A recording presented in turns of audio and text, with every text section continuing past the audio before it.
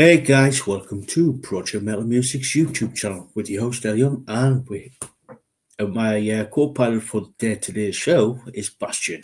Welcome, Basjan. Hi, viewers. I'm glad you tuned in and hopefully enjoyed tonight's podcast. Yeah, yeah, it's going to be a fun one. This one. There's some, as you may have noticed, there's some mature content down in the ticket tape. So yeah, be warned, mature get content. Viewers' discretion is advised for the first half hour, 45 minutes. So be warned. Oh, But yes. yeah, but first, welcome everybody. I see Lisaboo and Ozzy Ann. Hey up, ladies. How are you doing? Elsie and Lisa, and happy belated birthday to Lisaboo. I hope you had a wonderful day yesterday, if I'm correct. That was your birthday on Sunday. I hope Yeah, they spoil you rotten. yeah. Yeah, so yeah, happy birthday, Lisaboo, for yesterday. So a little bit of a grift. There's in the live chat. There's a pinned comment at the top of the chat with projects with the channel's Linktree, and yeah, I see John. Hey up, John. I see John there. Hey, hey, John, welcome, dude. Hey, Yeah. So Ozzy and Lisa. yeah. So like I said, there's a little pinned comment there at the top with projects Linktree. There's got all the links there from like X, Instagram, and the email address for the channel. So if you are in a band and you want to get in contact with myself, please do. We'll sort something out, whether it be like a review, a written review from Bastion, Mhm. yeah, a review of a video of yours, or get you on for get you on for an interview for the channel on the channel. So yeah, or if you know of a band and you want us to get to sort something out, whether it be like I said, review, interview, whatever, get in contact with me or put in the down in the comment section. Says, "Oi, L Bastion, Lisa, I've got this band. Um, yeah, just put the name of the band and the song of the name of the song. No links, no links, Mhm. because I want to keep this community that we've been slowly building over the last 5-6 years safe. We'll do the research. We'll get the links. Yeah. So yeah, and yeah, also in the link tree is our Lisaboo's Etsy store called Boo to Bell X Studio over on Etsy. She does a lot of amazing stuff on her store, such as geodes, crystals, stones, uh, towers, stands for the dead, stones, all sorts. If you want to get in contact, if you've got a question for Lisa Boo, there is a chat feature over on Etsy. So if you're looking for something in Pacific or got a Pacific question, get in contact with our Lisa Boo. Uh, Oh, so, yes. so yeah, that's the grift over. So welcome, guys. So, Bastion, Mhm. what goodies have you got for us today? Yeah, I've got some interesting bands and stuff. Just to clarify one thing, uh, me and L or Lisa Boo have got no control over the ads and stuff on YouTube. So we didn't select them. YouTube put it on automatically. So it's not us that's putting the ads on. Last Yeah, one. Let me start with the bands now. yep, Uh, the first band I've got, Game Over. It's a thrash metal band from Ferrara, Italy. Themes of the band's music are horror, movies, social issue. The first track I listened to, Lust for Blood, the new single from the band. The song is modern and fresh take on thrash metal. And I know a lot of you guys like thrash metal, so yes, it's an excellent song. It does have old school elements in the song, and it's damn good.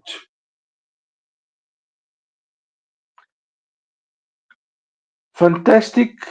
I do like the horror elements uh, in the video of the song.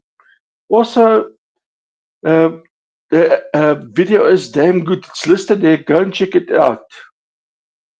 Sympathetic Dreams. The intensity in the song by the band is unreal. What a performance. And the video is also listed there. The track performance, the track called The Siren, blistering guitar riffs, drums, and it is super cool. I do like the 80s thrash metal sound mixed with speed metal. And yes, it's, how can you put it, a cracking combination. It's something I actually noticed immediately with the song. Lost Before the End, a solid song by the band. The album version of the song is super cool. Uh, and the video on YouTube do not do justice to the vocal. So if you do check out the band's links, if you want to hear the album version of the song, it is fantastic. My take on the band, they're exciting and full of energy. They can be found on YouTube, Scarlet Records, YT, Facebook Game Over Trash Metal, band's website Game Over Official, and Bandcamp GameOverOfficial.com. The next band I've got Vision Divine. It's a progressive power metal band from Massa, Tuscany in Italy. The band was formed in 1998. Themes of the band's music are fantasy, spirituality, and life. The first track I listened to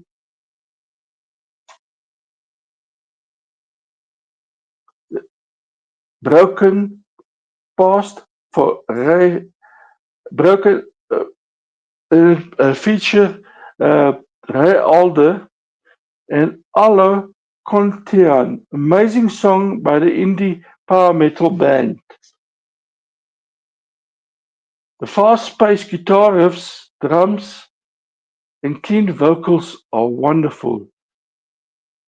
Do check out the excellent video of the song of the track that's listed. Praise. The keyboard is super cool in the song. I did say the keyboard, yes, it enhances the song to the next level.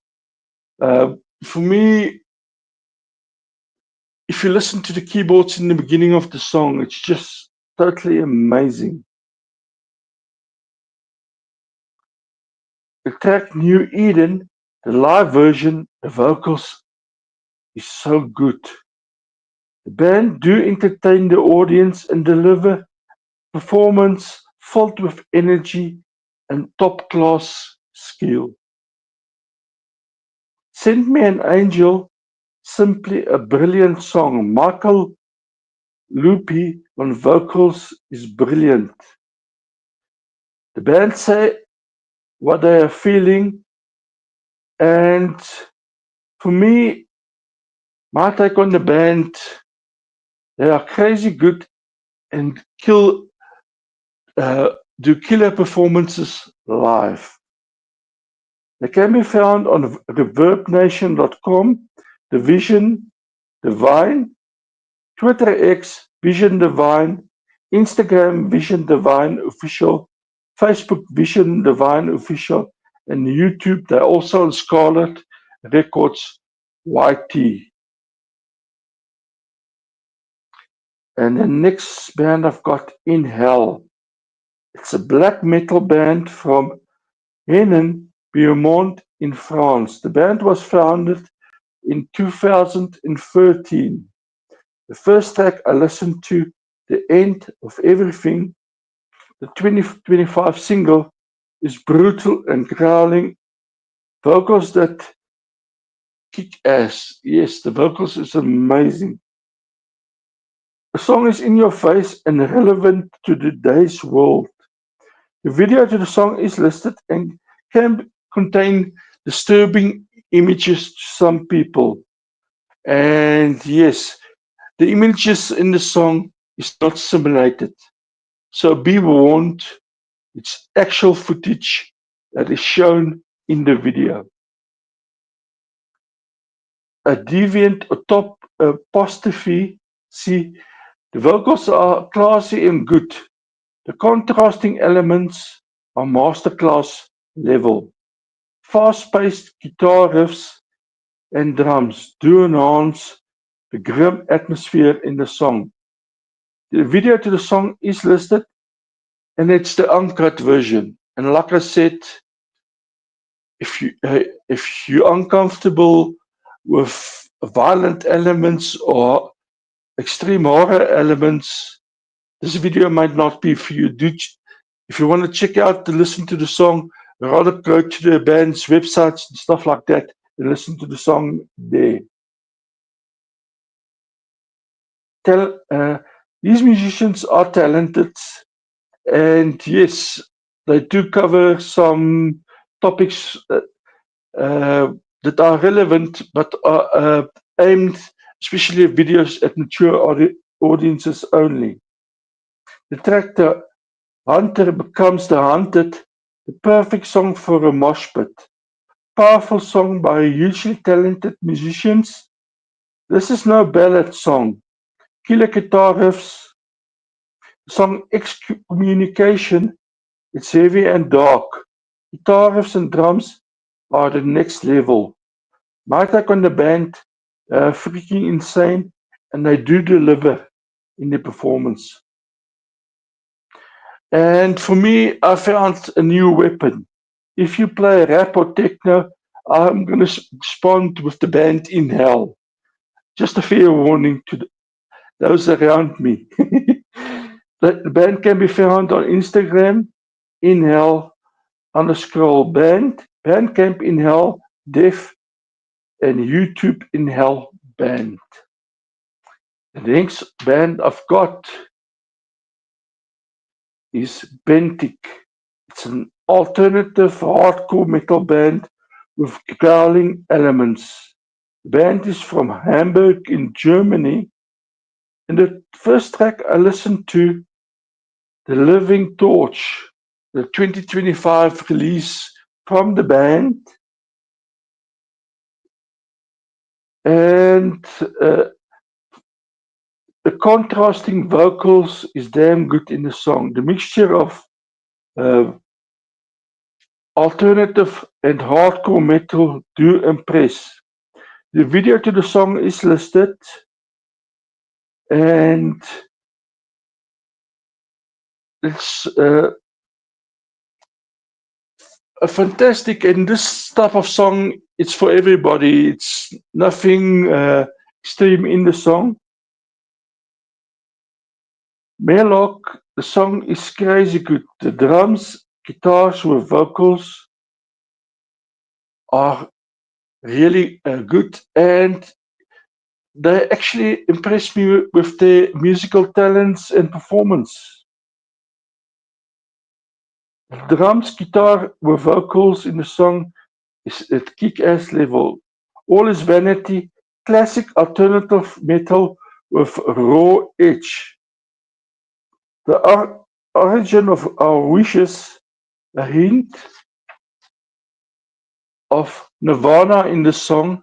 The band has the right formula of a great song.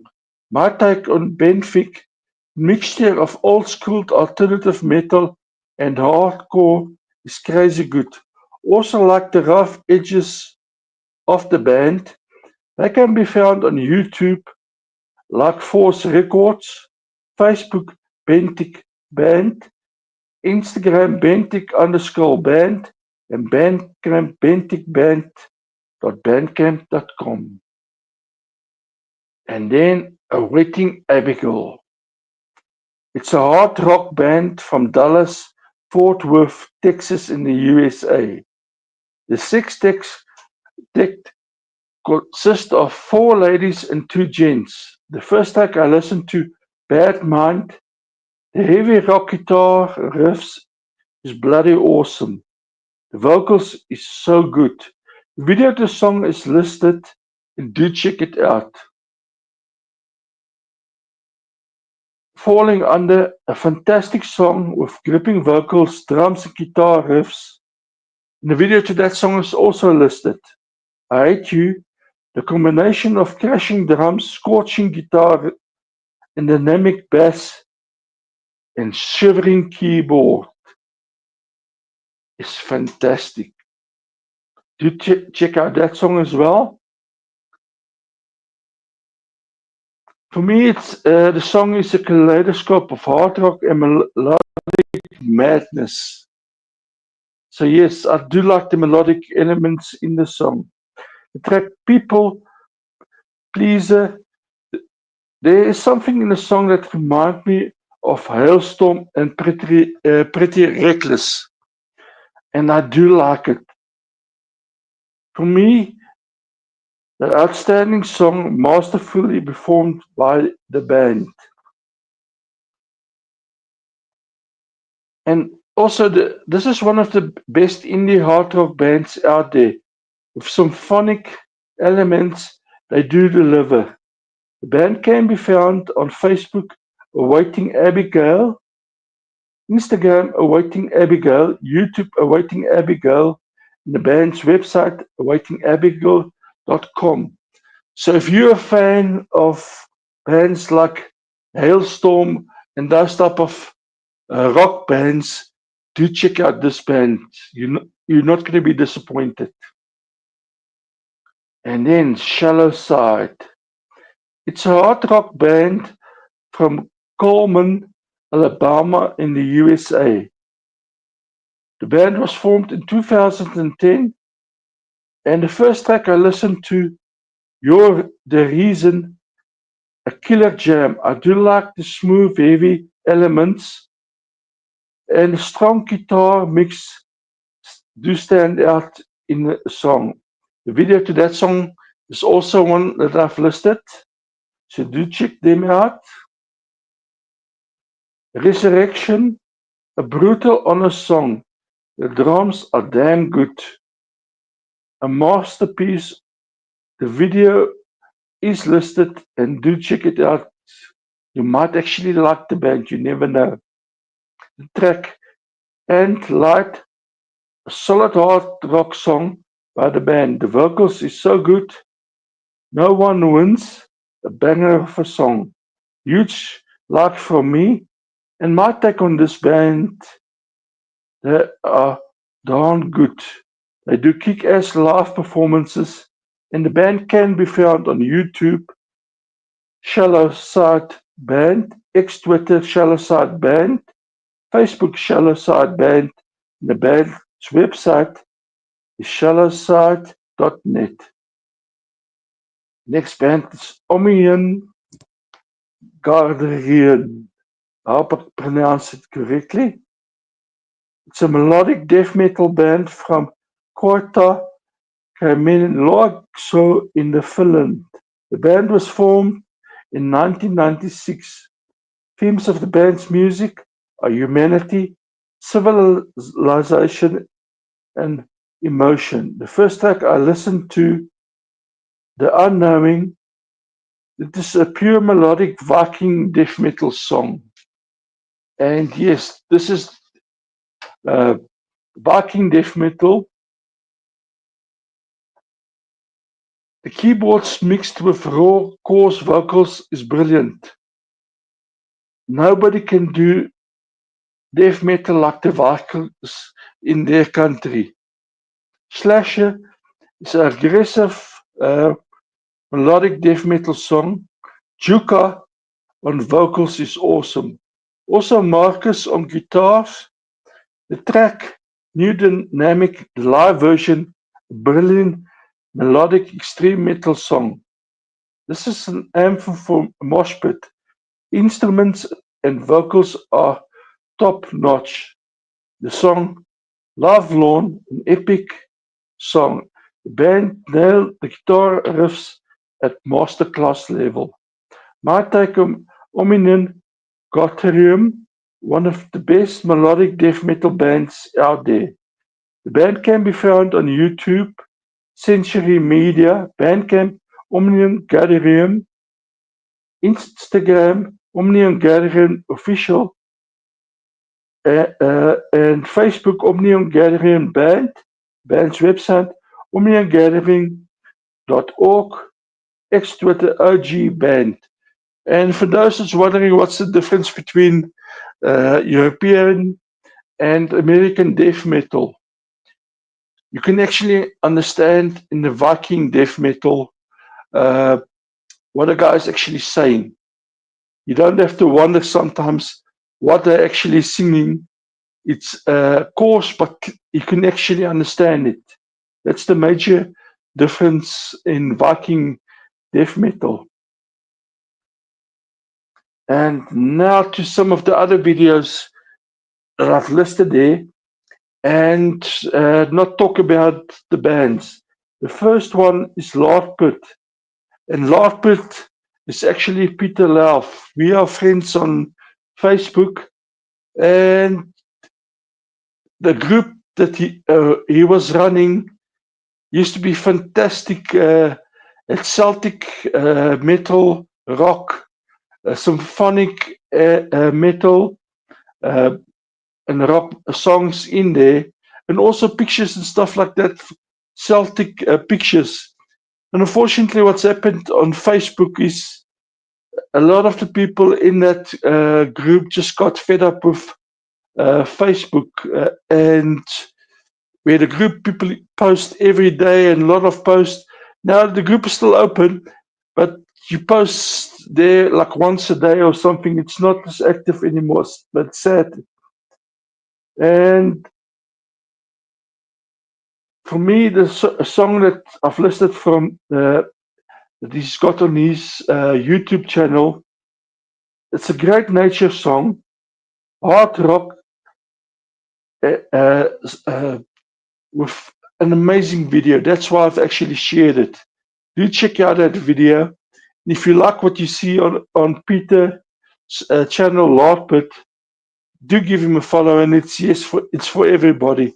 He doesn't post anything that's not work friendly or not fit for everybody in the family. Everything on his channel you can actually watch, and it's good entertainment and relaxing.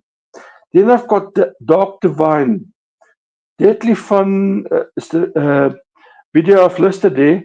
It's a metalcore, post-hardcore band from Florida in the USA. And the song is live and in your face. Do check it out. Then I've got a band called Motionless in White. And the song is Sign of Life.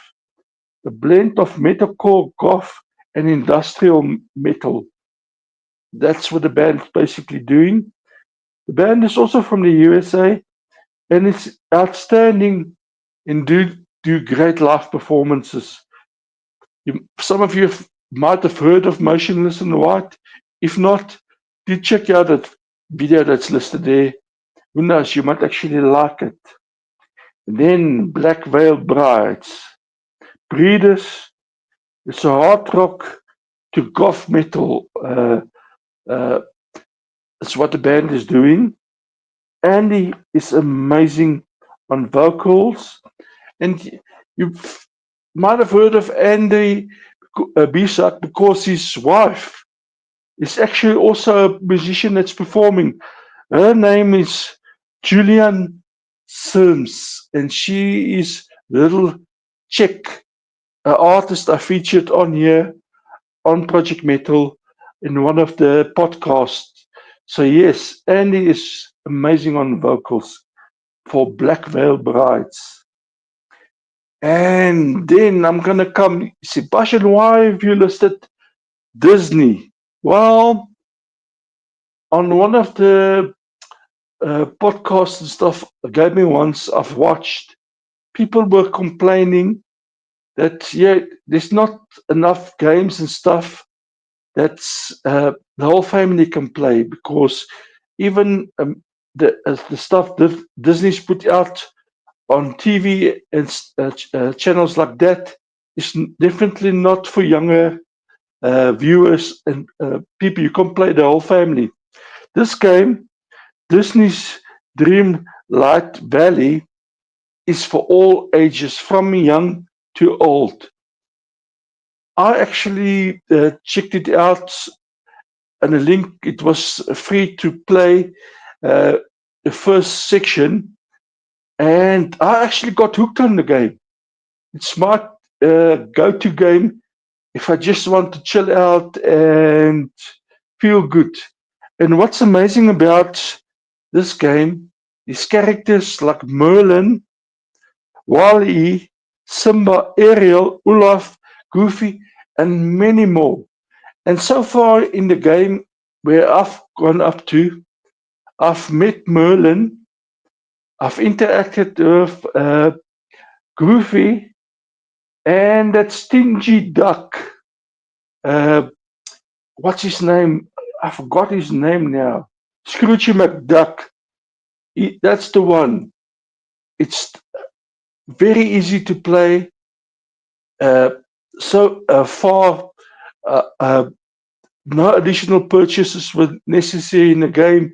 Easy stuff to do, and it's for the whole family from where you're old enough to actually play games right up to whatever you feel like. What I like about the game is the classical, it's reminding me of the classical Disney black and white characters you had way back when. Those characters are all there. The music and stuff like that, it's for everybody. It's for the whole family, no age restriction whatsoever. And like I said, it's highly addictive. And I do have a warning telling the kids when they're playing, listen, it's good to stretch your legs and walk away and do other stuff. Don't long enough in front of the computer or uh, your console games because that game is available on all consoles from PC, tablets, Xbox, PlayStation. It's on every one of the platforms. You can play it, and it's highly entertaining and also educational. So yes, do check it out.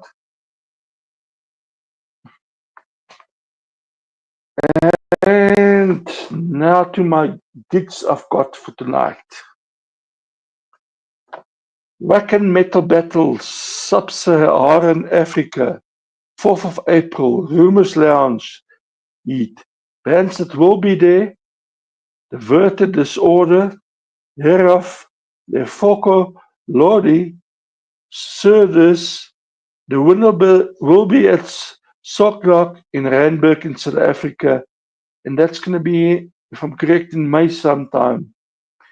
Then June the 21st, Shredfest,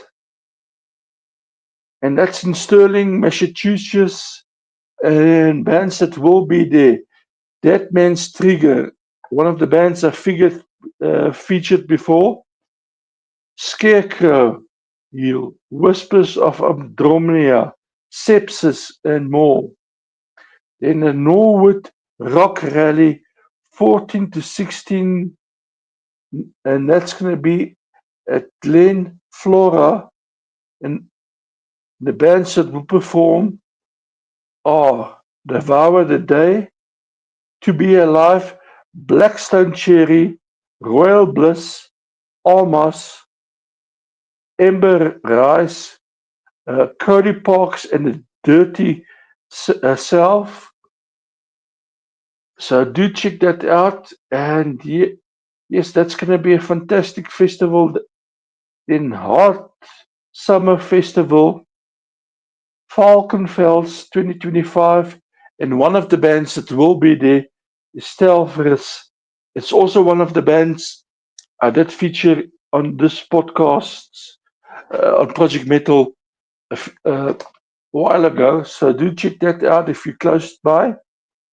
And then Summer of Loud 2025. Bands that will be there are Beartooth, I Prevail, Kill Switch Engage, Parkway Drive, Alpha Wolf, Dark Divine,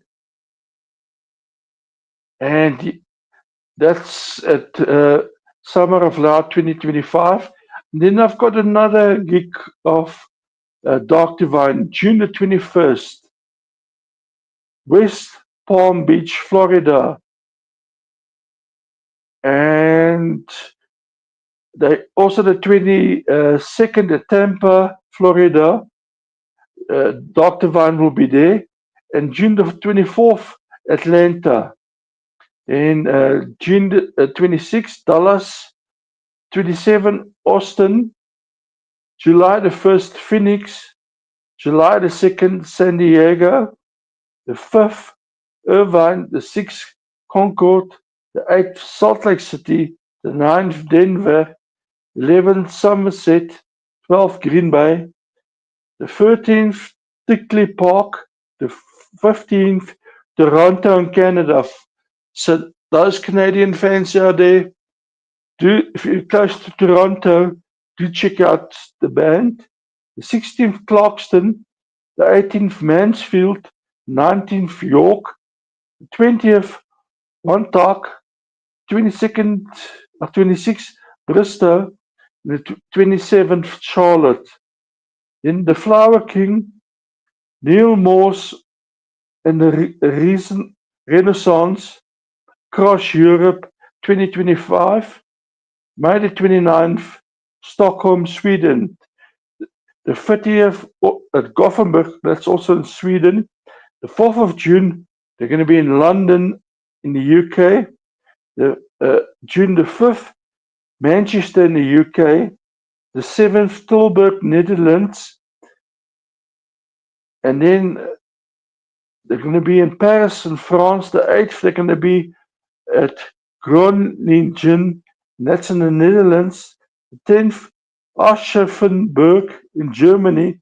The 11th, Copenhagen in Denmark. The 12th, Wrocław in Poland. And then June the 13th, Prague in the Czech Republic. 14th, Bratislava, Switzerland. The 15th, Ordnance. The 10th, they're going to be in Diagno in Italy. And the Ordnance one's also in Italy. Then furthest, 26th April, Tube Cult Fest, Pescara. The 10th of May, going to be at Bas Palazzo. So there's 2 gigs from Tielus. Then Louder Than Live Fest.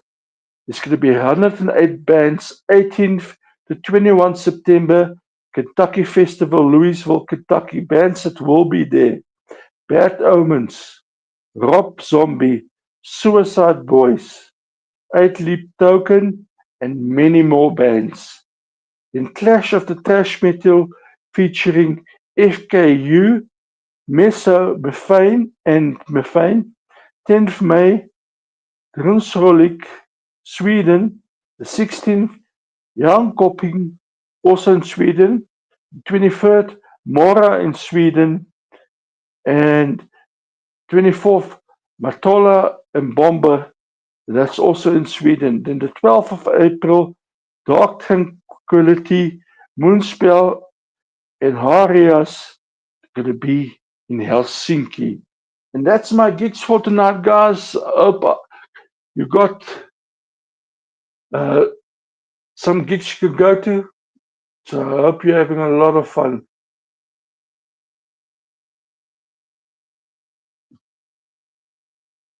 So yeah. I'm back.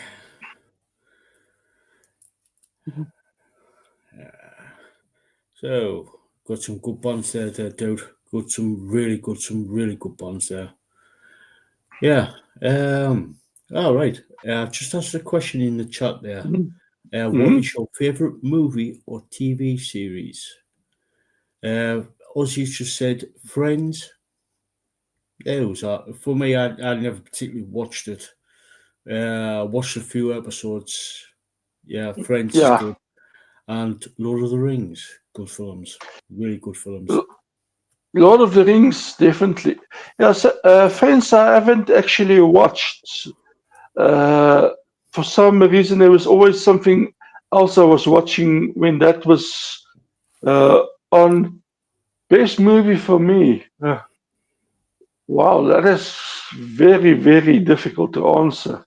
But the one I can actually tell you about is the one that I've actually watched this past week, and it's Mr. Wong Detective. It Yeah, was made in 1938, featuring Boris Karloff and Grant Withers. And it's actually a good old-fashioned detective story where the credits and everything is in the beginning of the movie, and also the music. It's like piano, that type of music it's played, and it's a highly entertaining movie because you don't know the ending of the movie till the last minute of the movie. It's like when you're playing that game where you actually have to see, tell who the murderer is in what room. A board game. It's like this. You try and figure out who is actually the bad guy in the movie, and it only gets revealed. The acting in that movie is really fantastic, and things that are sort of taboo today, and everybody was doing back then, was the use of like tobacco and alcohol in the movie. Uh, Everybody was doing it in the movie, uh, using it and stuff like that. And there was nothing wrong. It's like the one scene that stands out for me. It's like uh, guys get home.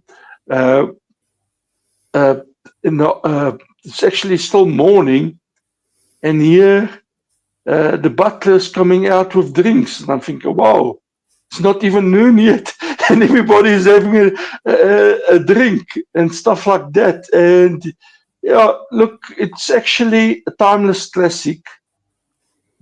The detective uh, characters, especially played by Boris, is they don't make it like that. yeah, He relies on observation, good what's happening in front of you, and old-fashioned detective work. Pure old-fashioned detective work and stuff like that.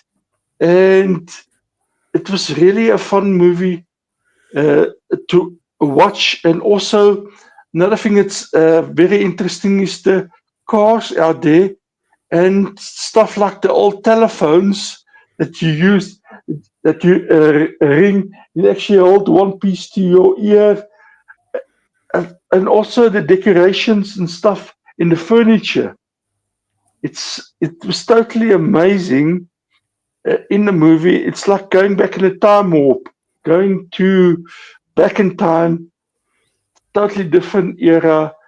And those that's wondering, the violent elements is basically non-existence. You do hear like a gunshot, yeah, or see guns in the movie, but you don't see blood. or you don't see the actual murder. So that's like the James Bond movies back in the day, even milder, and just a timeless classic.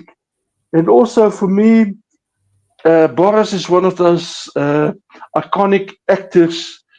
He's in the same league as Lon Chaney and Bela Lugosi and Vincent Price, actors that's way back. And those that think they actually heard of Boris before, yes. If you watched the way back Frankenstein movies, he's in that. And he's also in the original Mummy, the Mummy and Black Cat. That's some of the movies he was in. And also another thing, the Asian character in the movie hasn't got a main role. And the reason for that is it's because the time period in the US. It's also happened to the Batman movie with Green Lantern back in the day. The actor that played Green Lantern wore a mask. It's because of the if you like one of the prominent characters in a movie back in the day in Hollywood, Asian characters couldn't be shown their faces. It's a fact, and that's part of the educational purposes on YouTube that's stated here. It's just the way they did it back then. Today, people must say it's wrong, uh, it's not right. That's how it was done there. For me, it's just a great movie, and also it falls in the same category as Gone with the Wind. I know a lot of people get upset today with Gone with the Wind. It's a different time period. Things were done differently, and it's just a great movie, like Gone with the Wind. Yeah, it's a classic film, Gone with the Wind, because it's a historical. It is a Yes, historical film based on real events. yes. Real events. For me, it is also like that movie. And now it's very controversial. Birth of a Nation. It was in the beginning of the previous century. It was actually made. It's about the Civil War in America, and what uh, uh, stand out for me in that movie, the accuracy, because what the guy that did the movie, he actually spoke to people that took part in the Civil War, families of people that were actually killed uh, where family member was killed. He got the information to absolute perfection. He stood there in the hill. Everything it is in the movie like it happened in the Civil War. So for me, No Birth of a Nation, uh, it's one of those movies a lot of people are talking about, and I've got different opinions and everything about, and it doesn't often get shown, even though it's one of the best movies on the American Civil War that was ever made. Yeah, yeah, true. Yeah, yeah. There's quite a few films made back in the 1930s, 40s. They've literally been getting a lot of um, how can I put this? A lot of there's been a spotlight put on them, and an unfair spotlight on them. For me, I just wish those movies are being kept preserved because of how it was done, and actually uh, because it's very accurate on the time period. It's very relevant. And if you talk about books instead, uh, in the UK, I know a kid's book. It's a lot of people have read back then and stuff like that. There's Inuit Blatant's books and stuff like that, and also Noddy. If you Yeah. if you ever read Noddy, I know there's a lot of controversy, and now it's been removed from schools and stuff like that. And yeah, some of the one of the characters was actually removed because it used to be sold in the what do you call it, a royal souvenir shop, uh, and stuff like that. That character was actually removed, and yes, uh, I'm not going into details about that. It was actually a fun children's book. Yeah. Yeah, it's stupid really when there's like people should learn from history. Like take a look at Mm, whether it be a book or a film or movie. You know what I mean? You actually sit down and actually discuss. Like say for instance, like take Gone with the Wind. mm, It was like a it was like a part of American history, mm, back in the 1860s with the Civil War. mm. It was a brutal Yes, time. it was. It was a brutal time for the Americans because there was For, print. Yeah, mm. so Yeah, also, I feel that other movie Clark Gable also made was also about the Civil War, and that is just as controversial, but it's also another great movie uh, that was made, and people must just accept it. It's a different time period. Things were different back then, and what was okay back then is it's not now, and it's just part of history. yeah, it is. It is. It's like with like yeah, totally there, Lisa. Totally. Yeah, Lisaboo said cancel culture wants to rewrite history. That's true. Look, you can't have history and take out parts of it. Then it's censored. People have to get the full picture, what has happened, and judge for themselves. Yeah, yeah. Like I said, people need to take a look at history, discuss it, and Mhm. why, and you know, what I mean, it's just like have a proper, full-on discussion about it, True. not just like oh yeah, I don't like that part of history, get rid of it. No, no, It's a no, part of no, history. no. I agree with that. And also for me, the standard of acting back then, you don't get it now.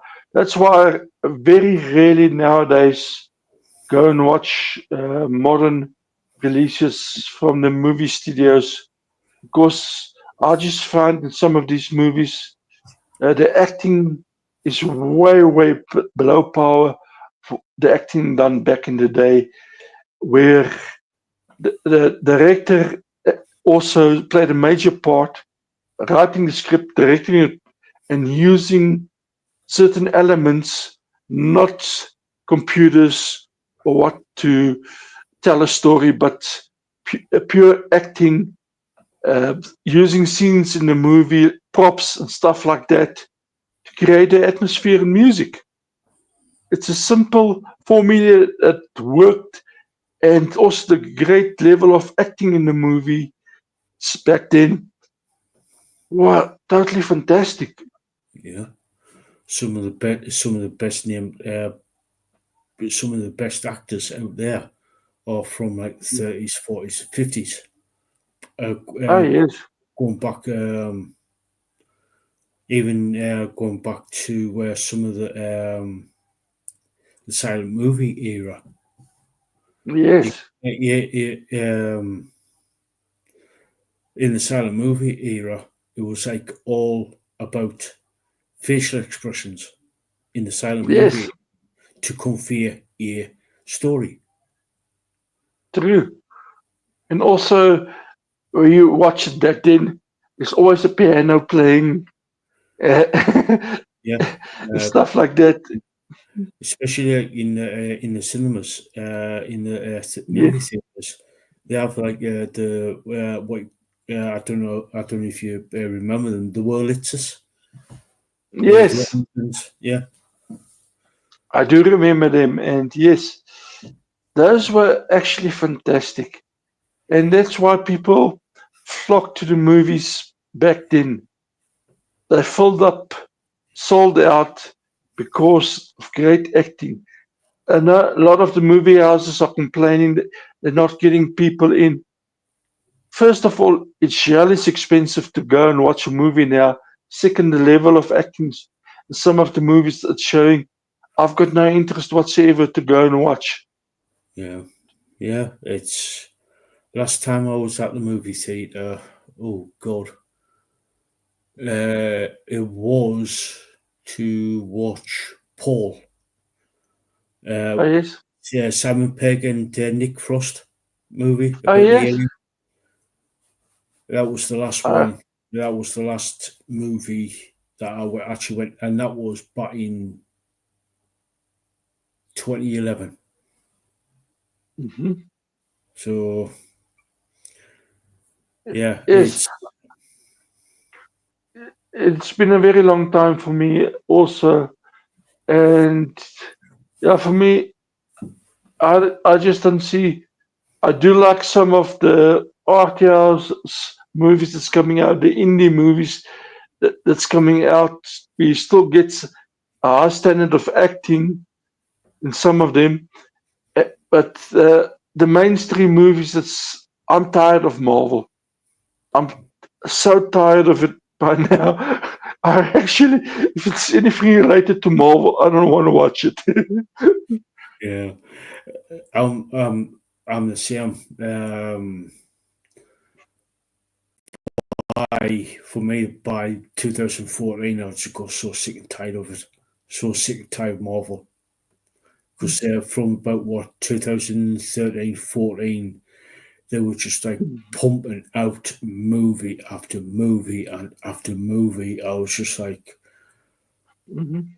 oh, really, really, take a break between movies. Take a break.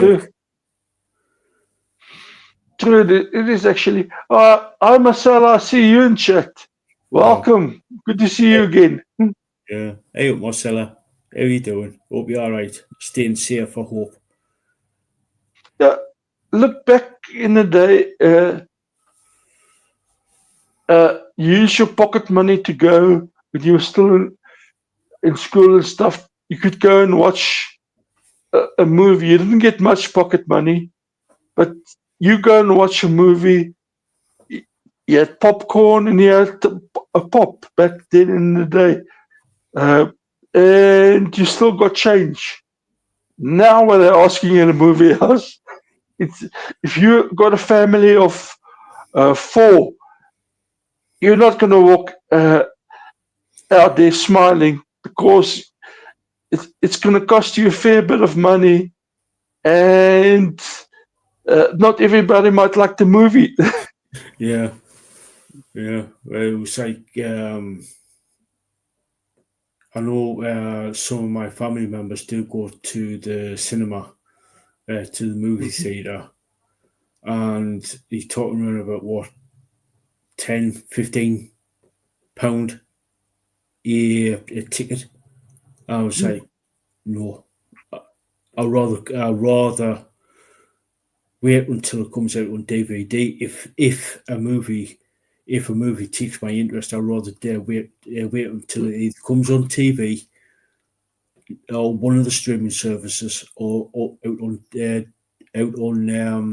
DVD. Yes, I'm with you there. the only sort of movie stuff that's popped up here are some of the classic movie theaters or the indie movie theaters where they got like a weekend where you can go and watch some of the movies not released on the cinema circuit and movies like that. I do find that's actually quite entertaining, and I do make a plan when it comes to close to me, area close to me, to go and watch that. But mainstream cinema, I haven't been into ages. Yeah, yeah. It's like, yeah. I rather I'm with you there, Bashan. I rather watch some of these independent, um,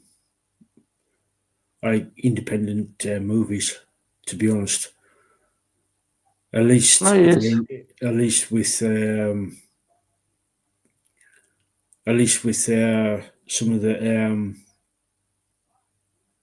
these independent films have been basically are stick too close to the script. They've got very little interference from yes, the investors. They true. use practical effects, not relying on very expensive CGI stuff, and it's just and so, and some of the I have watched on YouTube. I have watched a lot. I wouldn't say a lot, but there's a good few creators out there who do short movies Yes. who create some amazing 10, 15 minute little shorts, like short movies. Hmm. And it's just like they are absolutely brilliant in my mind. Yeah. Look, movies, if it's showing on the circuit that I will go and watch, is some of National Geographic's sort of nature stuff and some of the stuff that was done by people like Richard Attenborough or people like that. That I will definitely go and watch. Yeah, yeah. Uh, uh, it's a shame that Richard Attenborough died. He was Yes. one of the best actors out there. Hmm. It was. Yeah. Uh, Marcella, that's not going to happen anytime soon. Before I'm not going to do that on camera.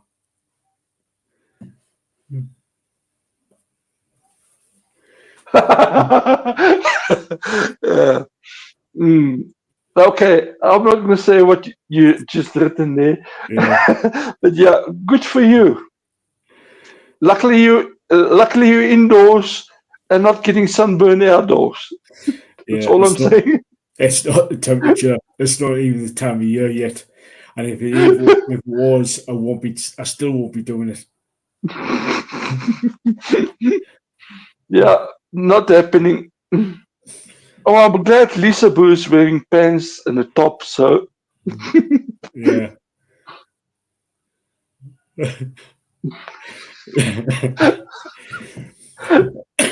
um, this is this is one of the reasons why I still got the mature content up on the ticket tape there.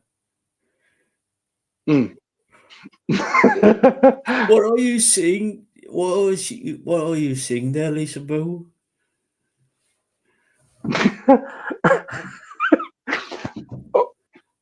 Lisaboo suggesting she might do a nature show on a Saturday night's podcast, Yeah, being absolutely bare to the bone.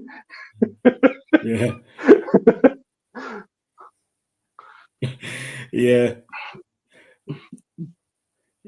That's why we love you, Marcella. That's why we love you. Oh yes, we do love.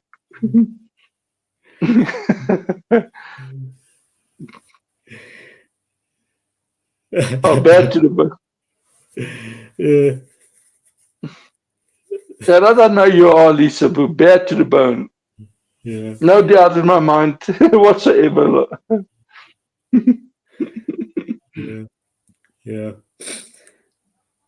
Yeah, we love you. Yeah, we love you too, then, Marcella. Yeah, yeah. So yeah, it's like, yeah, it's like to the, don't get us wrong. There's a couple of today's actors that I do like, who sort of like who do sort of like cut the mustard, shall we say? Mm-hmm. And but oh, brilliant, brilliant, Marcella. Oh, the I UK, saw. the UK is not ready for you, there, Marcella. They are not ready for you. It's sort of like, yeah, look up the suns sort of thing. Mhm. Yeah, Mhm. everybody hide. If anybody's in the UK, everybody hide. Marcella's is unaware. Elle, when she's in the UK, are you going to take her to Bradford? Yeah, no, no, no. To experience UK culture. Well, I went to Bradford a couple of times, and no. Don't get us wrong, it could be absolutely brilliant down there, but last time,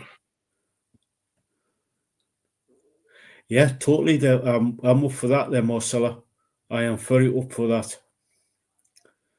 Very up for that. As long as you are wearing clothes, Masala. As long as you're wearing clothes. Yeah. If Elle's mother come knocking near the door, she might think something else if you open the door like you're standing tonight. Yeah. Yeah. Yeah, that'd be cool if Eric can Yeah, awesome. yeah. That would be absolutely brilliant if Eric can come and play. Yeah, yeah. It's just, like I said, it's just like I said, it's there's one or two actors that have Mm-hmm. today still is it's like yeah with um Wyatt Russell, Kurt Russell's son. Yes, He's a good actor. Same with Kate Hudson. I like her. yes. Obviously, Kurt Russell. I've been a Kurt fan of his. Russell I've been a fan of his since first time I really saw him in the thing back in 1981. too. So I've been a fan of his since then. So he's talking well over 40 years. Mind you, Tango and Cash. yeah, Tango and Cash, The Thing, Mm-hmm. Overboard with Yeah. New Horn. There's Dead. Was it Death Proof? I don't know if you ever watched that. Yes. Um, Kurt Russell, I do like. If he's in something, and I check out who's playing with him and who's directing the movie, I might actually go and watch it. That's one movie I might actually check out. okay, Ozzy, stay Okay, safe. Ozzy. Thanks Yeah, for coming. yeah. Stay safe. Stay safe. Don't work too hard. So we'll catch you on the next one. Catch you on the next one. Oh, Ozzy, I don't know. Are you going to be around for Steph's stream tomorrow? If you are, she'll be. I don't know if what time she's going to be. I think it's about 8 o'clock UK time. So yeah, she'll be streaming tomorrow at 8 UK time. I think 8 UK time. Let me just check.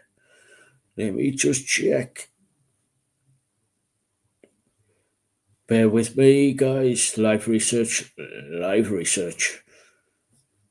Isn't she normally on the weekend? Yeah, Friday and Sundays, but she's doing a special stream tomorrow. Okay. Yeah, let me see.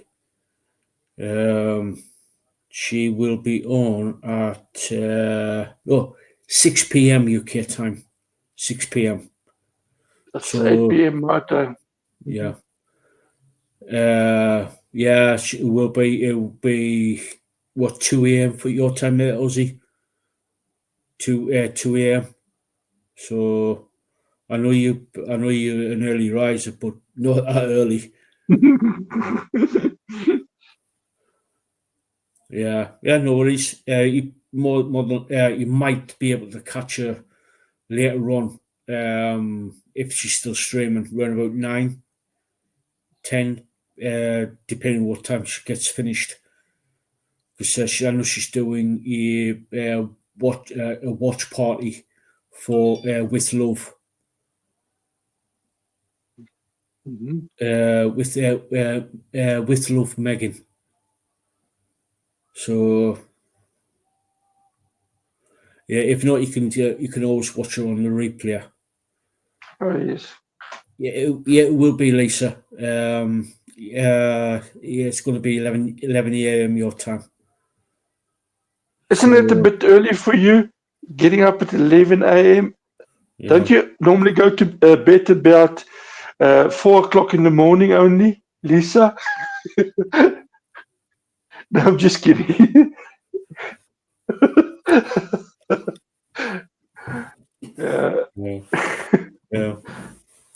Yeah.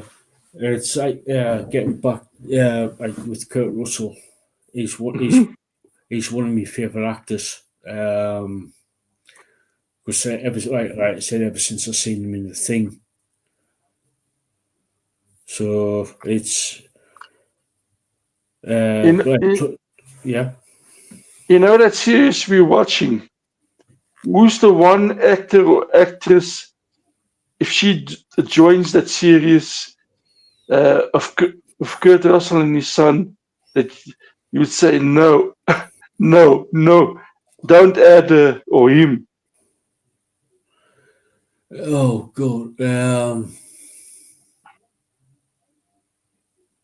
Blake Lively is one of them that springs to mind straight away.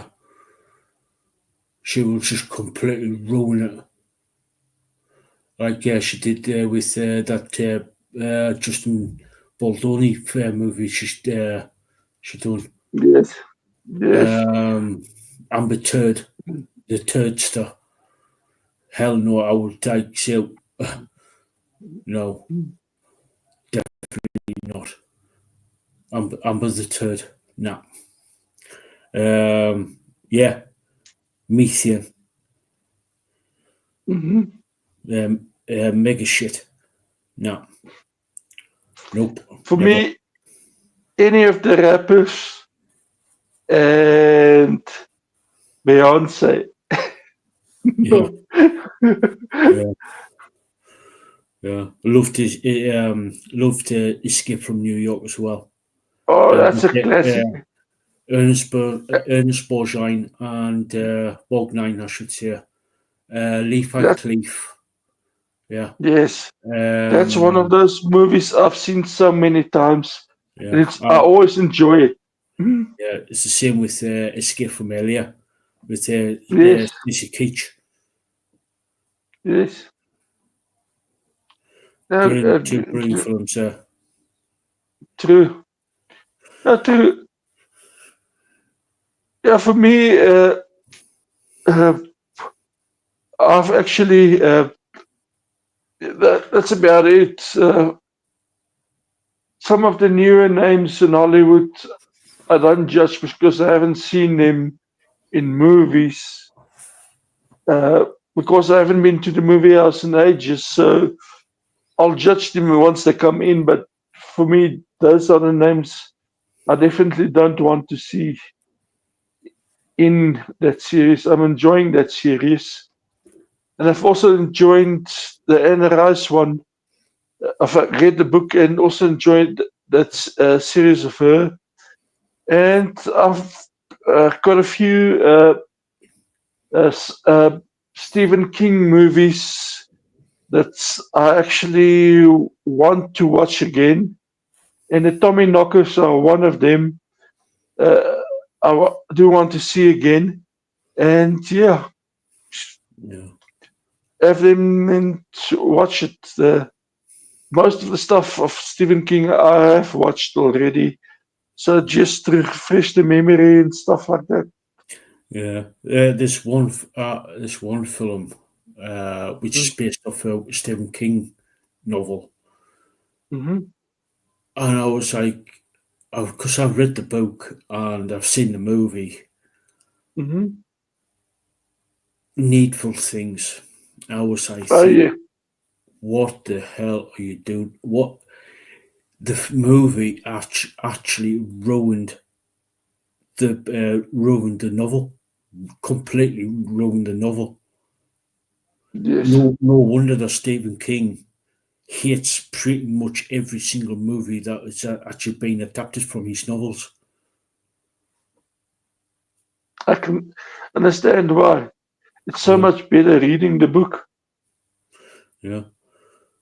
Because And in mhm, the books, it's a lot more. I wouldn't say graphic. I wouldn't say graphic. It's more detailed, if you know what I mean. It's more. every, everything bolts up in the book, Yeah, and you get taken in, and then sort of dramatic or theatrical events happen in the book. It's like it's building up, and then it's happening. yeah, And yes, that's the thing about books. I do enjoy reading, and for me, that's the thing I'm worried about when first they turn it into a TV series. I just hope they get the right cast and director. Because a cast and director can make or break a series. yeah. Oh god, yeah. Oh god, yeah. I would say, if for the director, I would say definitely would say Guillermo del Toro or Mm. what's his name? Lord of the Rings guy. Yes. Yeah, the director. Ah, I can't yes. think of his name. I can't think of his name. Ah, yes. I know the guy you're talking about. Yeah, because Lisa, they. Lisa Boo, help us out here. Yeah, I can see him, but Jackson here. yeah, Jackson. yeah. Thanks, Lisa.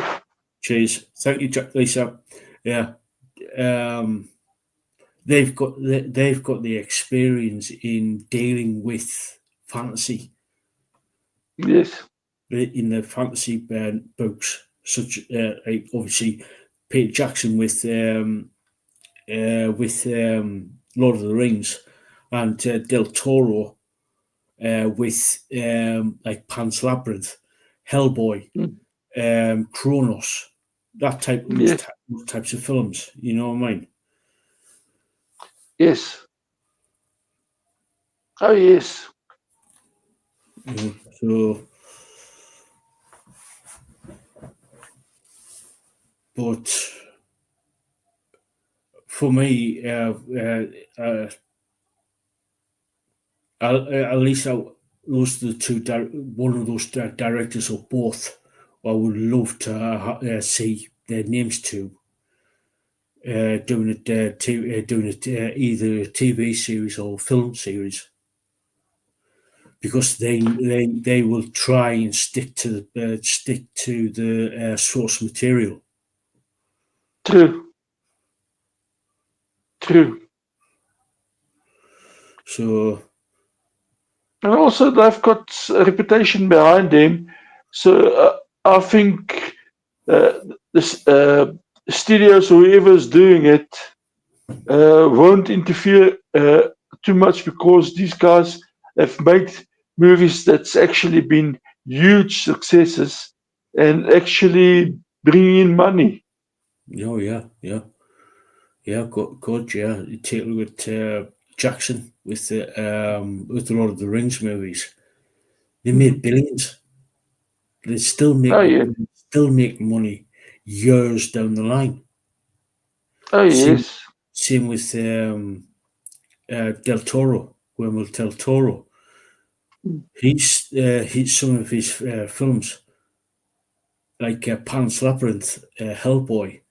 They they made basically hundreds of millions of dollars from them. So uh, they've like I said they've got the background in fantasy adaptation of from books. So true. Yeah, for me, cast and somebody, director, producer that's not going to take nonsense and actually gonna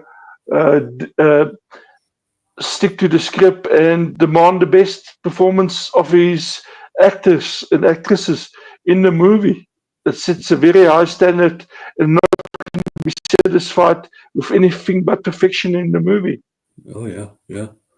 Obviously, a good director also will be sort of like open to sort of like ideas from the actors. Obviously, they're playing the True. characters. They're playing the characters. You know what I mean? Yes. Yeah, And he's gonna select somebody that and fits the part. He's not gonna get somebody where the part is too big for them to actually play. He's yeah, gonna select actors for the part that he feels can play it. He's not going to select somebody else. yeah, yeah. It's with like say for instance with Feist, uh, one Mhm. of the characters Thomas, he's 6'6". Yes. He's 6'6", built like bricks. He's like a tank. Really, he's massive. Hmm. And how many 6'6", basically 6'6" bodybuilders or other in the world. True. Same with some of these take a look at some of the characters, other characters in the Civil War saga. Hmm. How are they going to well CGI? I would say for the Sauer, Yes. the Sauer. I'm going to say I'm not going to turn around and say, oh yeah, this is going to be I'm not going to say who they are, but obviously they are in the Silkmore saga. But I'm not going to turn around and say, True. well, but they're over 9 foot tall. It's Obviously, impossible. it's impossible to get the actors for that. Obviously, they're going to be CGI. Obviously, it's going to be CGI. Obviously, because of the lizards. True. Basically, Yes. True. um, so yeah, it's like No, John. No.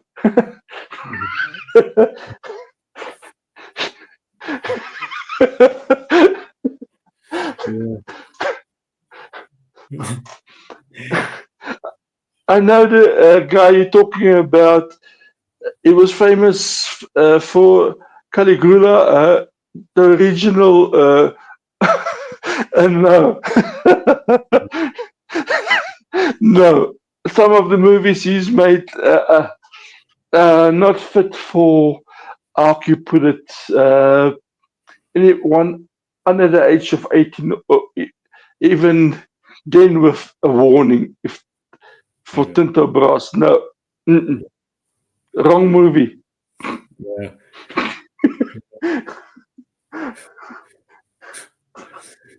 Yeah. Lisaboo, afterwards, go check out Caligula and type in Tinto Brass. I can't say more on here, but yeah. That's the movies he's actually been involved in, and yes. Yeah. Yeah. Yeah. I don't know. Seriously, I just don't want to know. Yeah. Yeah. It's like in with like in within the Feist universe, it's like certain characters. You just like thinking, who are you going to get to play some of the characters? Well, on everybody's lips, I'm sure, between us, Mara. Because I know Lisaboo like her, I like her, you Yeah. like her. Yeah. Who's going to play Mara? Mm-hmm. I don't know any of the new actresses who's going to play Mara. I don't think anybody will at the minute. I don't think anybody will dare. Whoever, if they do the series, whether it be movie or TV, I don't think anybody will care. I don't think they can find a Mara, an actress to play Mara, because if they pick the wrong one, it's going to be a riot. Literally going to be a complete riot. Any actresses in the UK or Canada that you guys can think of? No, not really. Not off the top of my head, because I very rarely watch TV now. Very rarely watch TV. So I don't know any of the UK actresses. So, Yeah, for at me, least, yeah. So unless there's at least know somebody from Canada. oh yes, because I kind of top of my head of TV series or uh, current movies that I can think of. Yeah.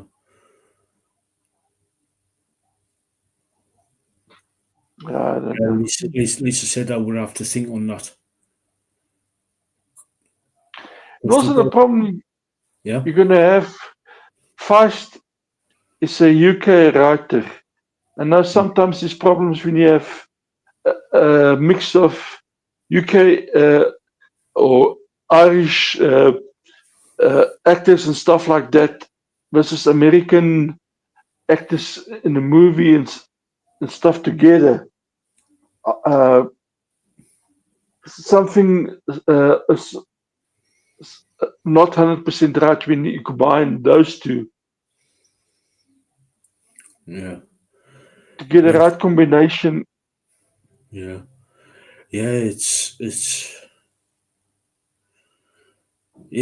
trying to find the right cast, because Yes. there's a lot of characters, especially in the Empire books, Mm. that a lot of people got a lot of connection to. Like yeah, yeah, because if you take a look at the overall structure Mm. of Kelowin in the Empire books, the main planet Mm-hmm. is Japanese. Well, it's got like a lot of Japanese culture Yes. in the on that world. Um, especially with like the with all the different houses and warlords and how war chiefs and stuff like that. It's sort of like very sort of like um, I'm trying to think of the words here. The feudal society. Mhm. So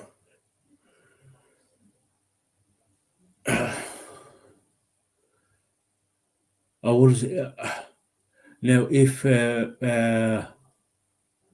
oh I would say if Lucy Liu was a bit younger, or Mm. Michelle Yeoh was a bit younger, then yeah, I would have said they might play Mara when she's older, like either Yes, Lucy Liu or Michelle Yeoh. yes, Lisaboo is saying exactly the same. Yeah. An older Mara, but young Mara when we first met her at 17. I've got absolutely no idea. Absolutely no idea. Mm.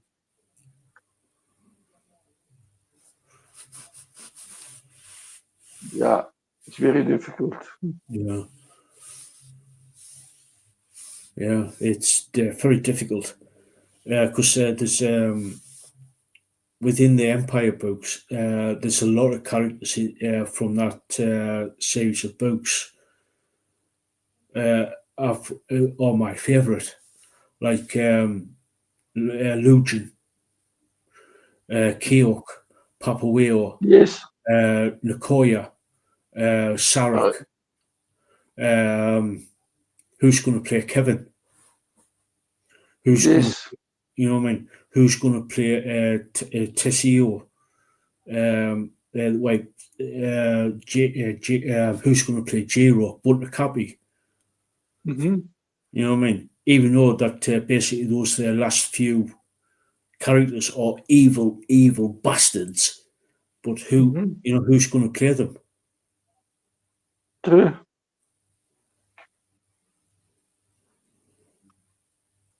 Yeah, So, and even if you get to your magicians and stuff like that, who's going to be the magicians and like that? Because for me, I had a few in mind uh, for the one you meet in the first book, the older magician. But he played in Harry Potter, the first Harry Potter. That guy, Dumbledore, the original. Uh, oh, but yeah. Oh, what's his name? Um, but he passed away, yeah. sadly. Um, Richard Harris. Yes. Yeah, Richard Harris.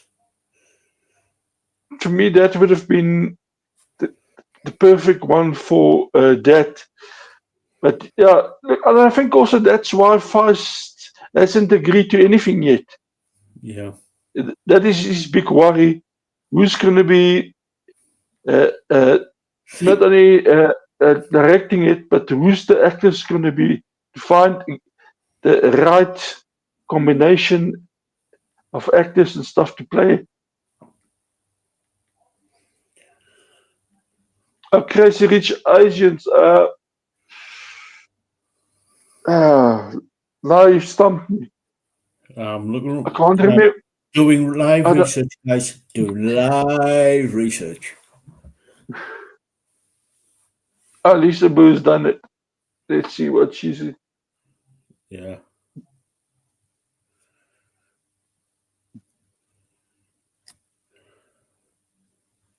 Um, bear with us, guys. For some reason, bear with us. Uh, Uh,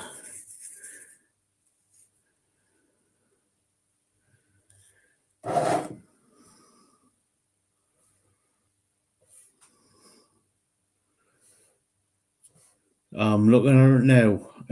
Bear with us. So,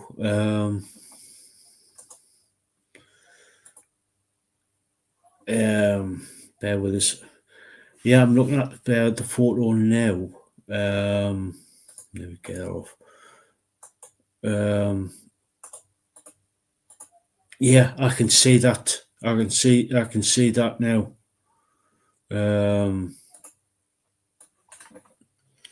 Bear with us. Are you talking about Aquafina, Lisaboo? She's 36 years old.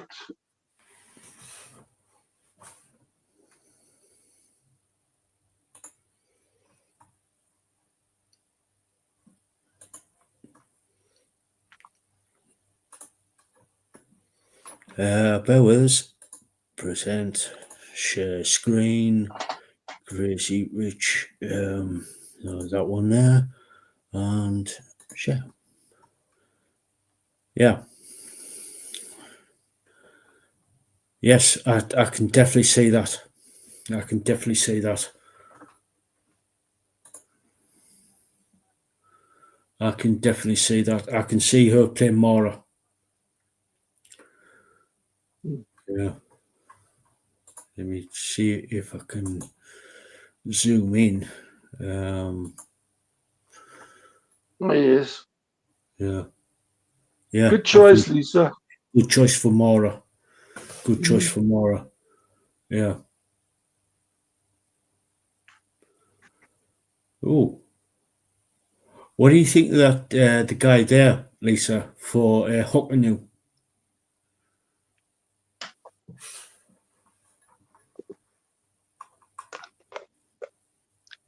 Yeah, Hucknall. Yeah.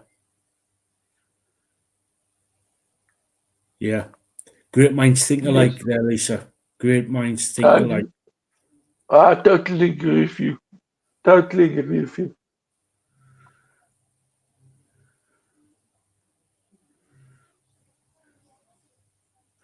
Yeah, he's Bunter Cappy, Bunter. He was like sort of like a bull neck. Well, he was sort of like he was more of a wrestler. Yes. He's more of a wrestler, like sort of like a fighter type of thing. Hucknall is more like this guy here. Yes. That's the second husband. Yeah.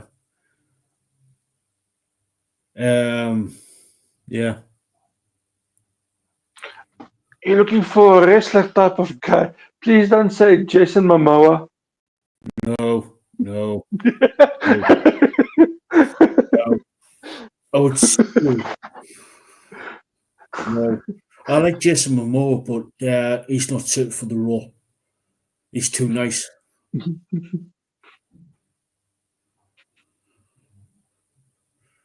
Yeah, but yeah, I can see, I can definitely see, I can see that girl there for Mora, and possibly that guy there for Hucknall. Are you looking for Yeah, you're looking for a wrestler guy? I've got a few. yeah. How old is John Cena now? He's getting 50, in his 50s now. He's about the same age as me. Yeah, early 50s.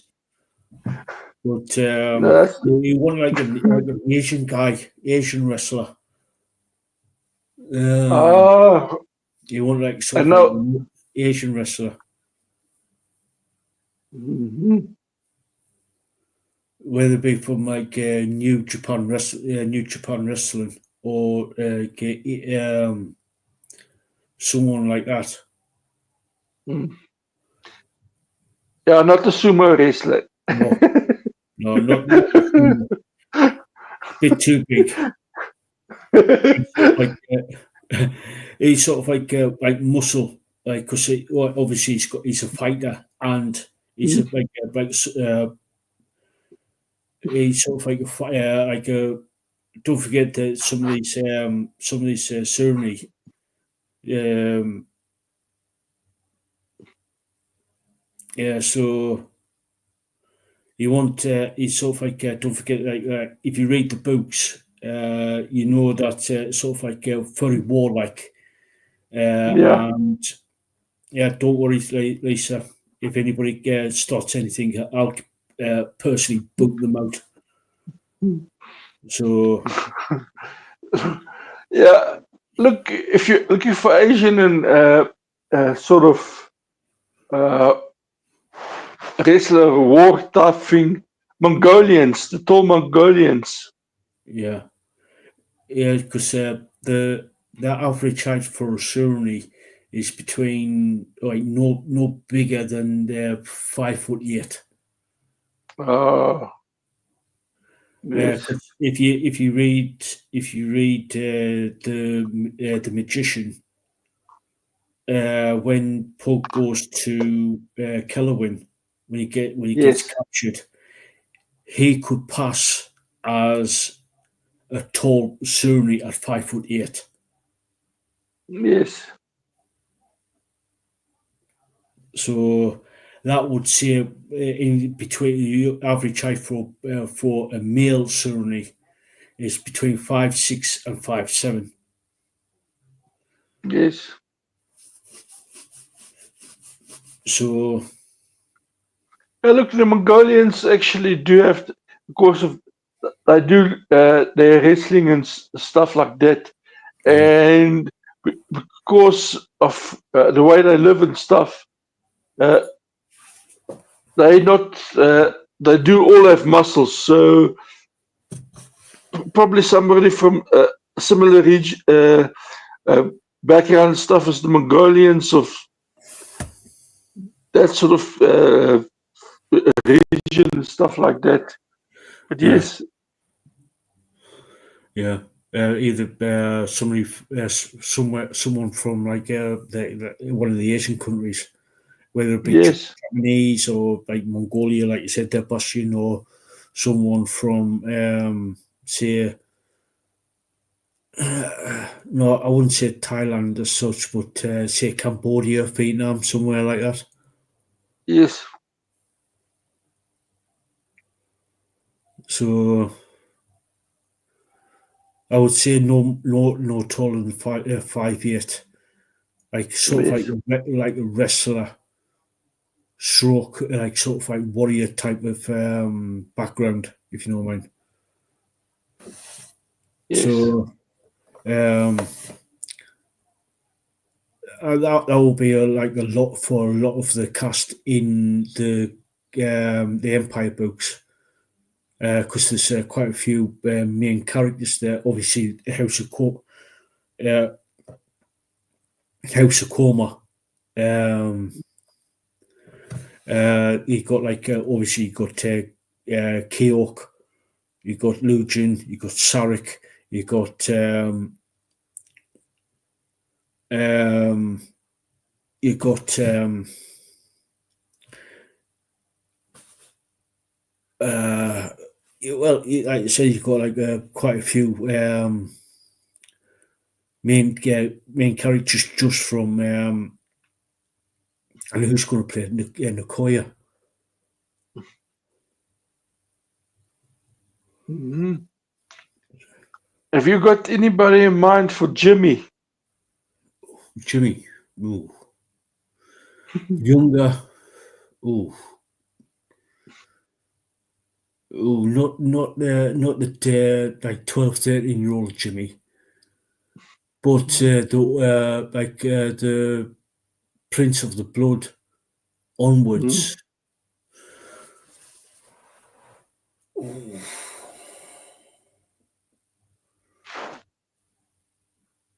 ooh, I would say not going Timothy Chalamet. Timothy Chalamet. Yeah, Mm. yeah, yeah, yeah. Timothy Chalamet. Yeah, At least you're right. At least, yes. Yeah, look, it's very interesting, and I think that's the big dilemma for Feist. Why is not in a hurry to actually hand it over? yeah, Because I think he wants it very true to his books, and close and everything, and he wants somebody that he knows is not going to be messing around with it. So yeah. Oh, good, yeah. Yeah. I would definitely say Peter Jackson or Del Toro for director, producer. Mhm. But for more of that, like Lisa said, for more of that lady from that Crazy Rich Yes, Asians. true. Uh, but for anybody else, I couldn't tell you. There's no Mhm. like sort of like no actors jumping out at us. Uh, That's what I'm also thinking. That's why I thought about it after our last discussion on the series of movie series. Um, and also, the other thing I was wondering about, what kind of music would you select for?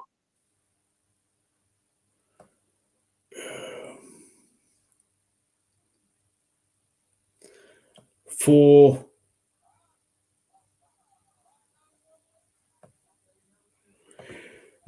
for the dragon scenes, and it's Mhm.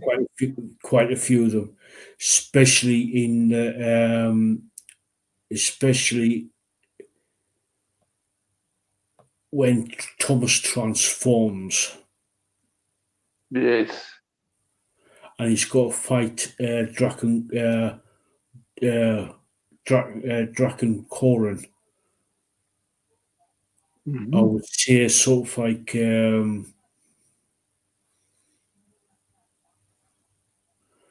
I would say symphonic Viking or symphonic death, possibly for the dragon scenes. Something symphonic with possibly Yes. with a bit of Viking or yeah. Uh, for the Kellowin books, I would say some in the same along the same veins as say the Who or Mhm. um oh what's that other band Mongolian um Uh, yeah, the Who from Mongolia that yeah stayed yeah with Lysias. Yeah. yeah something like that because that's sort of like warlike if you know what I mean Yes. or some And then yeah also the instruments they're using yeah and the way they do their music, it would actually fit in perfectly for me. Yeah. yeah something along those lines if you know what I mean Mm, Lisa said, I think the Rings composer would be good. yeah yeah Mm. or Yes. yeah or Godzilla versus like Yes. Godzilla King of the Monsters. Bear. Oh, what's his name? Um,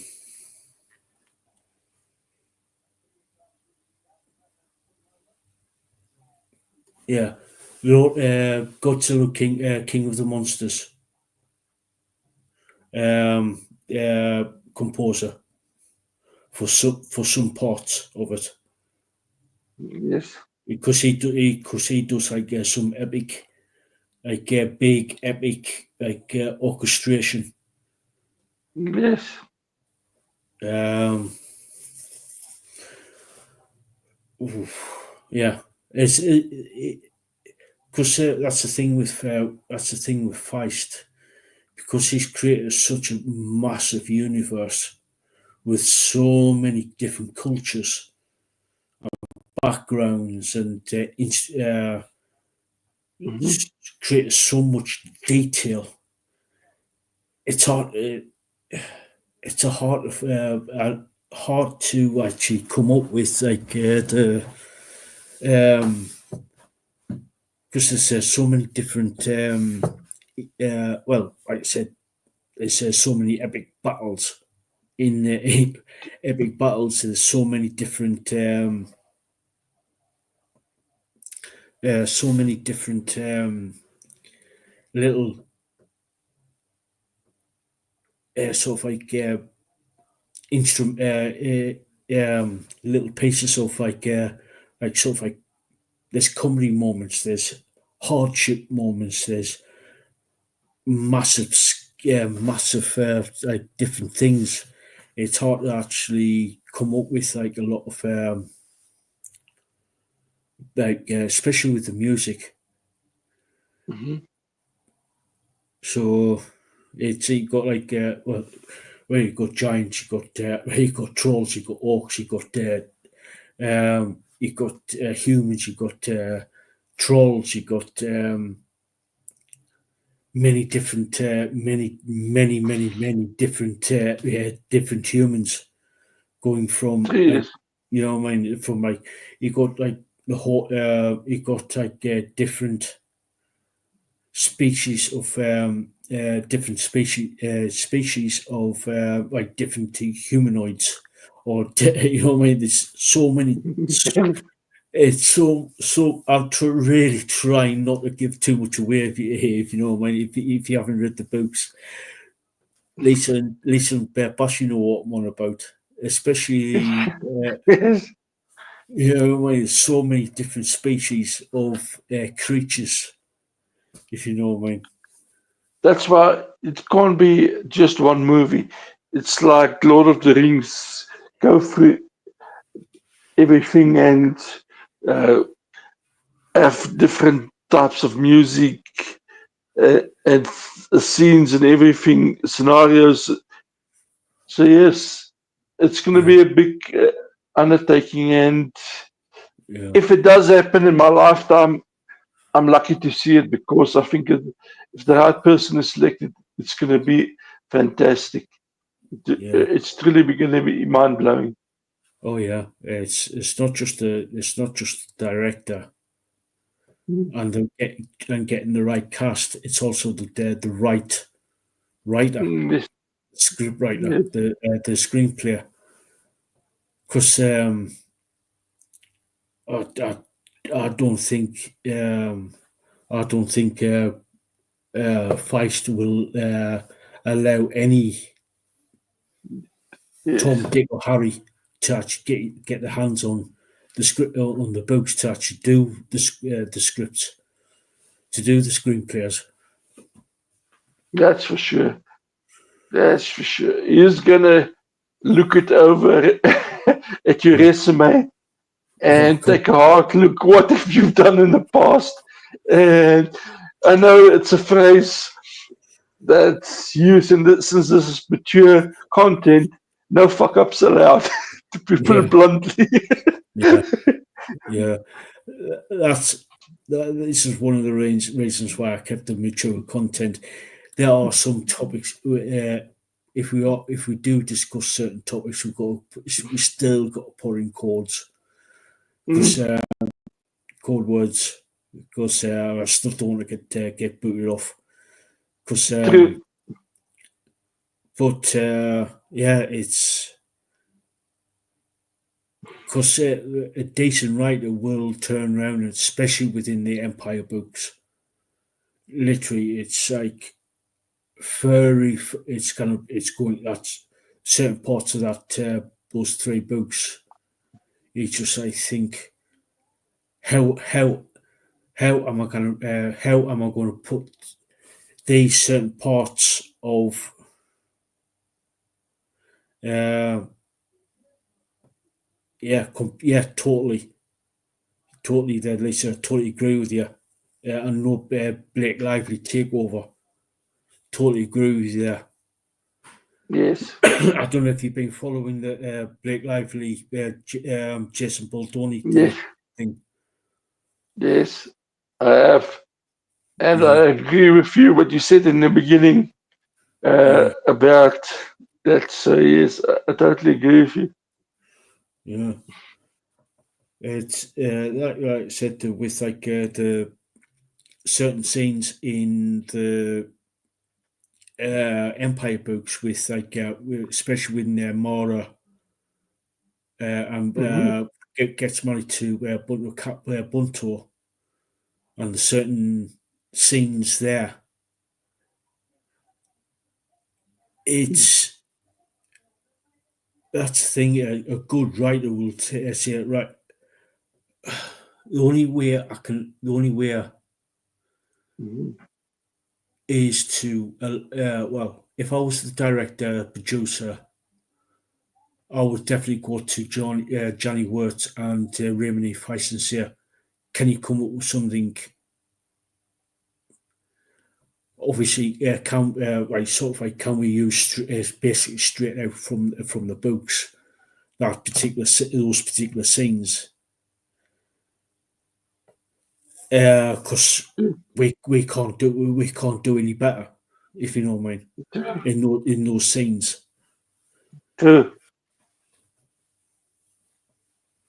So it's yeah, it's that's the thing with like plus I know with Peter Jackson, he had to get the main storyline for Lord of the Rings and sort of like filter out the sort of like minor characters, if you know what I mean, from Lord Hmm. of the Rings. Obviously, they've been Right. mentioned, but they couldn't. He could not put every single character from Lord of the Rings into the Lord of the Rings films, if you know what I mean. True. That's true. Because it was bad enough. Like the films were long enough. Um, the first one was about what 2.5. The second one was about what 3 or over 3 hours, and then the third one was like something like touching 3.5, 4 hours. Hmm. So obviously because if you take a look at the book of the first book, Magician, that's over 800 pages. True. So obviously the plus like, there's a lot of characters in there, a lot of obviously the first if they do a film, just the I would say the Magician will be at least a three-parter, at least a Yeah. three-parter. Yes. So Look, what I'm thinking, what you're gonna see is possibly a movie 3 hours long, split up in parts. So this is the first movie in the series, 3 hours long and stuff like that. You can expect longer type movies on the fastest books and stuff like that. yeah, And I think that's the only way you're going to do justice to the book and stuff. yeah, oh yeah, yeah. Because there's like getting off of over 35 books in the series.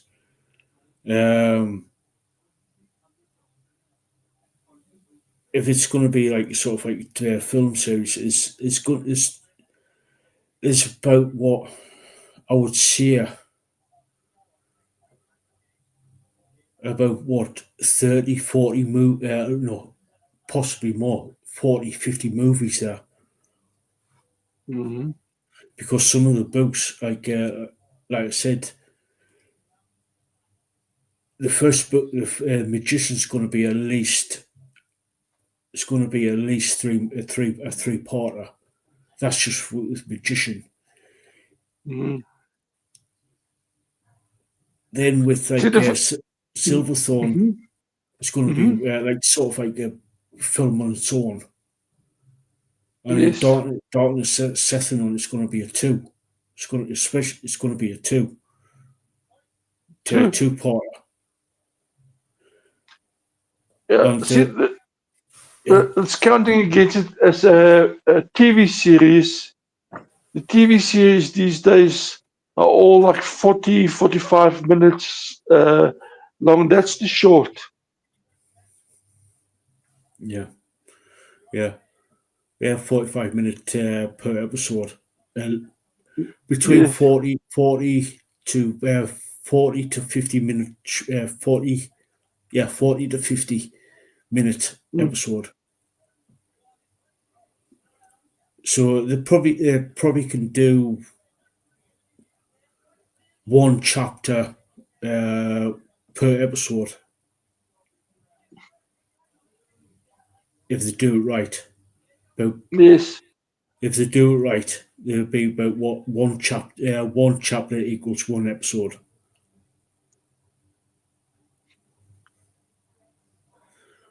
Yes.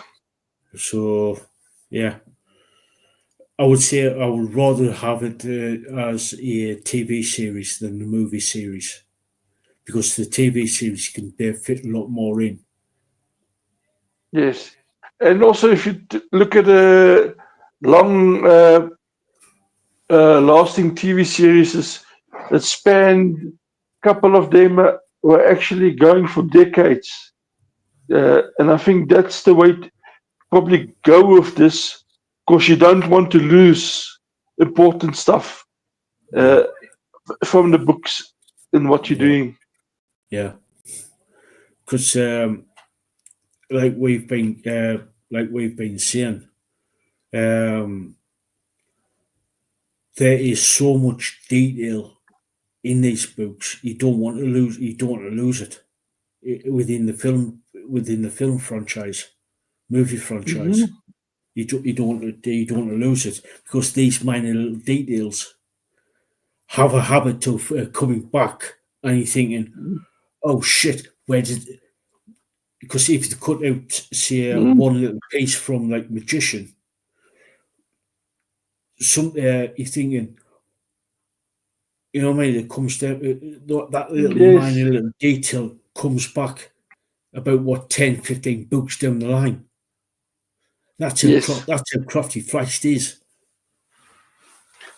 I think the first one, your pilot episode, has to be a bit longer to actually get the info and set the tone for the rest of the book. Yeah, Say, for instance, the first series or so covers uh, the magician and stuff like that, and actually uh, run it like uh, maybe once a week, or I don't know how they're going to maybe twice a week.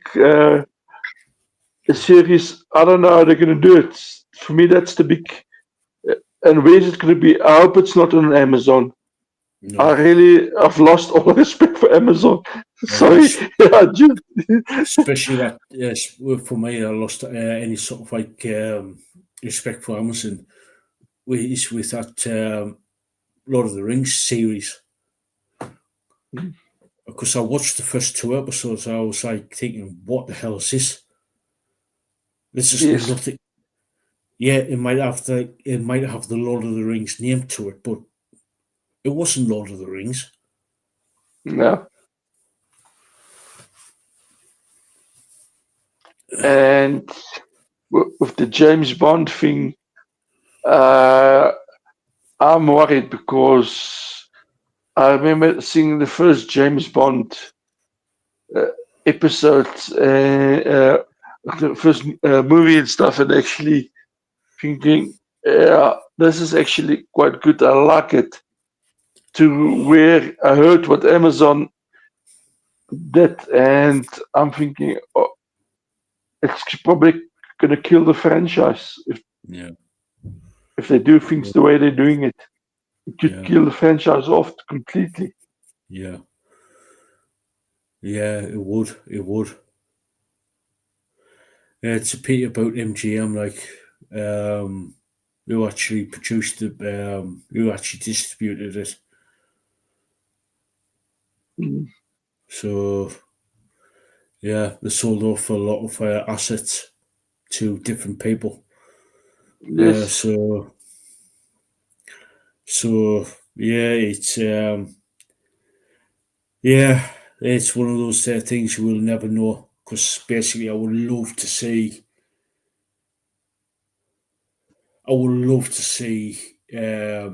Feist's books up on the big screen in the movie theater. Me Um, too. but on the other hand, it's going to be cutting out a lot of stuff out just to get to the main storyline into the films, into the movies. But I would Mhm. say I would gladly, I would love to see it on the small screen as an episodic, Mhm. as a series. If they do it right, what's gonna work for them? You can get a whole box sets of DVDs. Say Yeah. what season one, and you can actually collect it and start binge watching it. Oh yeah, You yeah, get what I'm saying? yeah. Marcella, the movie TV series that we're talking about, it's a book series that we've myself, Bastion, and Lisaboo have been reading called the Rift War Cycle, which is written by author by called Raymond E. Feist. We are discussing who who we would like to direct, produce, write, act in the if the Duke if Feist ever does sort of like agree to do a licensing for film or TV show. But it's Feist hasn't agreed to anything yet, just yet. We're hoping he would, Yeah. but we are just we are reluctant as well because it's trying to find who's going to direct, who's going to star in it, who's going to do the music, who's going to do this, who's going to do that. It's just like uh, we just sort of like throwing ideas out to True. who's going to do it. But yeah, bear with us, Marcella. Bear with us for 1 second. Yeah, Marcella, there's some great artwork that people have done on the books. Uh, the speaking, the different characters in the book. That's drawn by fans of the books, and the artwork is truly amazing. That's out there on Instagram, Reddit, uh, and those places. I'm back. Yeah, this is the guy who we're on about, Raymond Feist. This is the last book of the Fireman Saga, which is the latest series. Mhm. It's it's absolutely amazing. If you ever get a chance, Marcella, is to read Magician by Raymond Feist. That's his first book that he ever did in the Rift War cycle. It's absolutely brilliant. Absolutely brilliant series of books. And there is, yeah,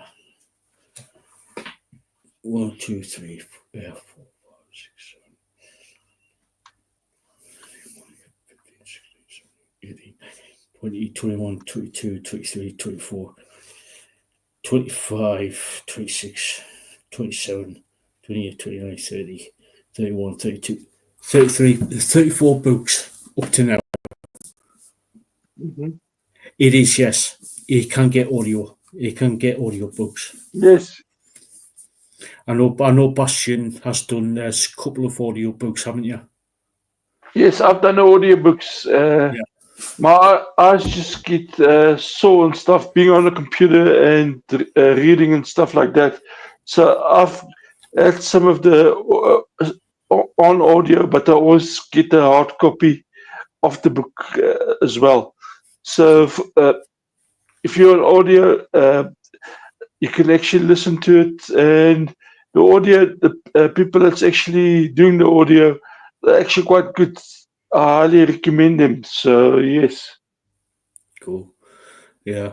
Yeah. It's there are some people who out there who do like myself. I do like the hard copy, and there's some, other people out there for various health reasons um, do audio books. So yeah, so yeah, if you ever get the chance to read them, get start off with Magician first. Yes. Um, oh, cool, cool. That's what I normally do when I go to sleep. I put one of the That's channels. what after. Yeah, that's what I normally do. Do when I go to sleep is put YouTube on, and yeah, yeah, I've done, yeah, which is unfortunate. Which is unfortunate. Audiobooks, it's a lot easier, a lot easier, a lot easier. Well, one warning, I'm just going to give it out to you. Some of the elements in the books Yeah, is very emotional, and if you're trying to sleep in a certain part, you might have trouble sleeping. But be prepared also. You after listening to the book, you're going to experience the book in your dreams and stuff like that. I have. I'm sure Alice and I'm sure Lisa has also experienced it. yeah, yeah.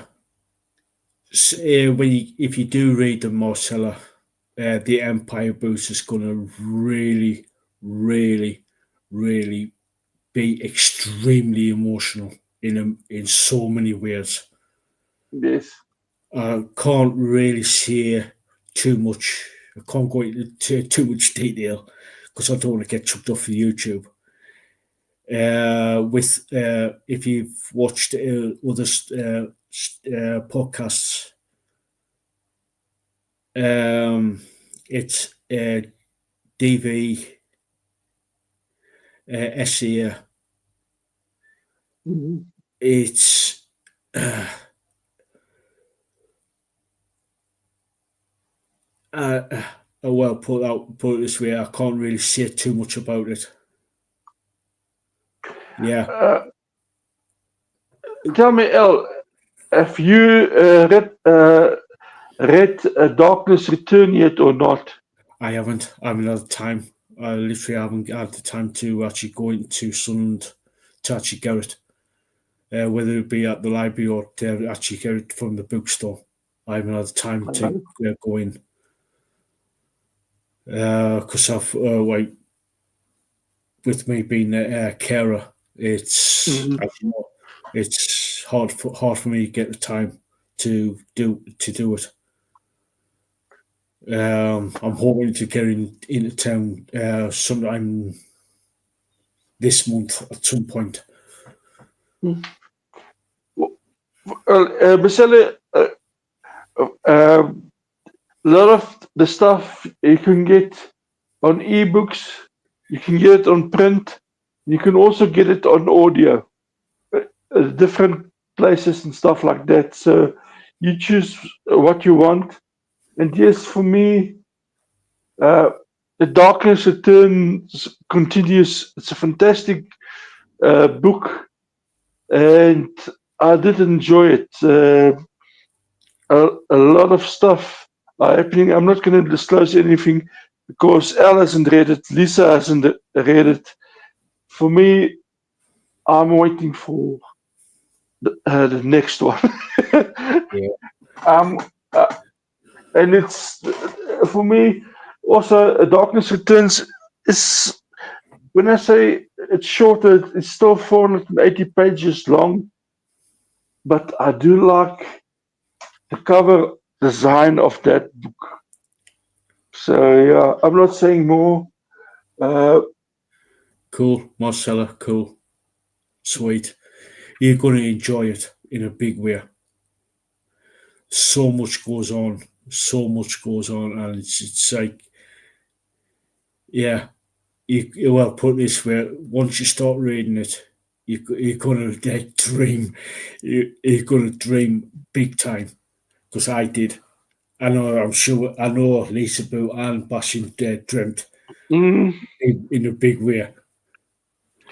look, one thing about Farsi does pull you in, and you get to experience everything in the books emotionally. You get you fall in love with some characters, you dislike others, but yeah, look, it's a roller coaster ride. Let me put it to you this way: from the start till the book that I've read up to now, it is really, really fantastic, and yeah, that's why we want to see it on TV series or movie series. Yeah, yeah. Oh God, yeah. I would love to see. I would love to see a TV or movie series, preferably a TV series. To be honest. Yes. Let me go and look it for you. I haven't got it on hand. Uh, uh, uh,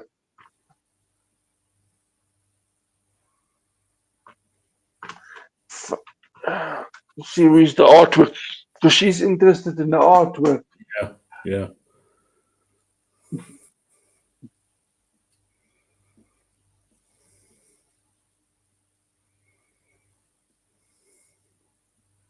yeah, Hmm.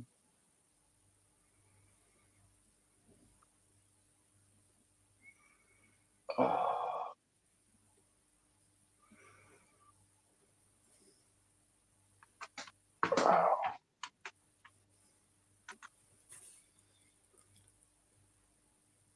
yeah.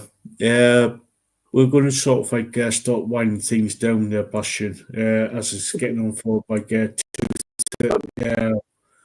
two, what 1:30 your time. okay. So Okay, I'm gonna just propose this link yeah, quickly. I found something, but I haven't found one on Instagram. I'll send it to you, and you can send it to Marcella. yeah, yeah, yeah. Oh, John has sent it. Oh, thanks, John. You beat me too. John. Yeah, I know John's wife is also reading it. yeah, yeah, So she'd actually get your wife, John, to come Saturday nights and sit in with Lisa. yeah, yeah. Yeah, it would be great. That yeah, no worries, then, Marcella. Yeah, we're going to start wrapping things up now because it's getting on for 11:30 here in the UK Mhm. and 1:30 Bastion's time. 1:30 Yes, Bastion's time. that's the. So going to be starting wrapping things up. So Bastion, any final words before we go? Yeah, just guys be safe and support your indie artist. Next week I will not be on with Al. I'm going to start from Thursday to get engaged in battle in the game, one of the games I'm playing. So I'll only be back the week after that, even though I'm finishing on that Monday with the battle. So next week I won't be on. I'll will have a review of an album ready that I'll post out on Monday. I've done that already. So pop in next week for Ell, and maybe Lisa will come on. I don't know. Ell will do something for next week and catch Lisa and Ell on Saturday. Oh, and yeah. Speaking of what's coming for Saturday,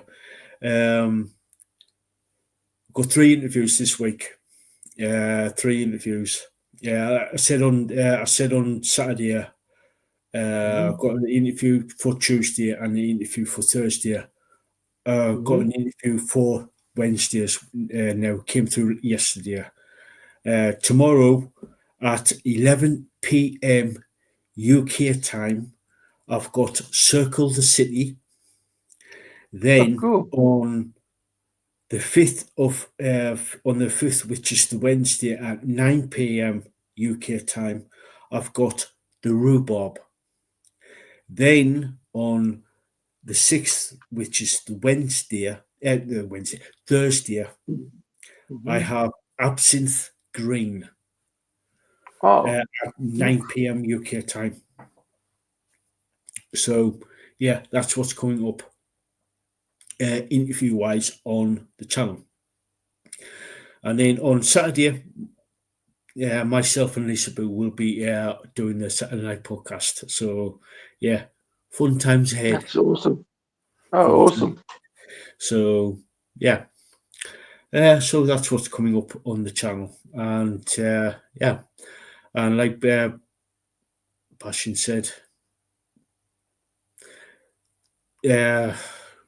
we want you back here, all fit and healthy. And like we normally do, don't drink and drive. Don't drink and drive. Oh, thanks, Lisa.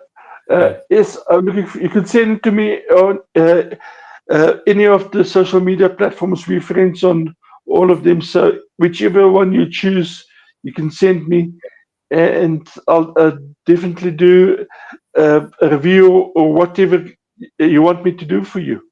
I'll do it with pleasure. Yeah. She says okay. Yeah. So Okay, yeah, Lisa.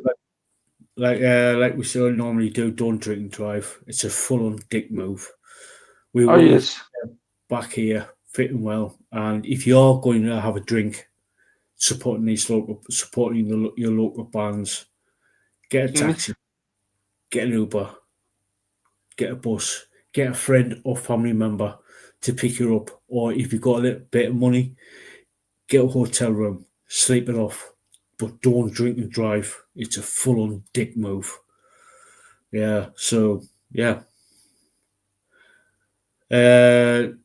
Marcella has just says, did your friend request me?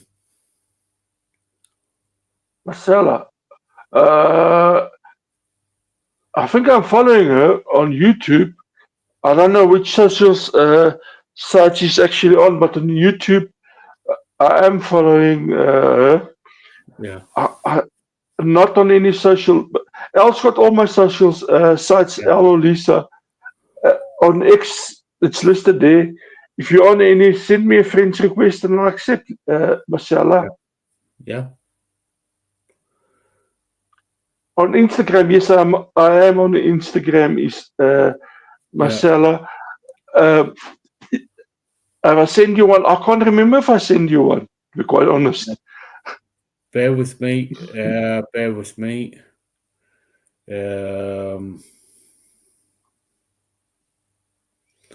Marcella, I'll bear with me. Bear with me. Is it okay for me to Yes. send you through? Send it off to Marcella. Yes. No. Anything. It's perfectly fine. Yeah. I've just asked before. Where are we? Right. Anyway, guys, we're going to get off, and yeah, have a good night, everybody, and big hugs to everybody who came in: Ozzy, Marcella, Lisaboo, John. Thank you and all the lurkers that were in the chat on this watching, and thank you for coming. And replay crew, if you got this far, thank you so much for joining, and yeah, like, share, comment, and subscribe. It does help the channel out in a big way. Let's get the channel to 1,000. Oh, yes, for sure. And a big thanks to everybody, and to the replay crew, thanks for watching. Yeah. So until next time, guys, we catch you all later. Catch you later.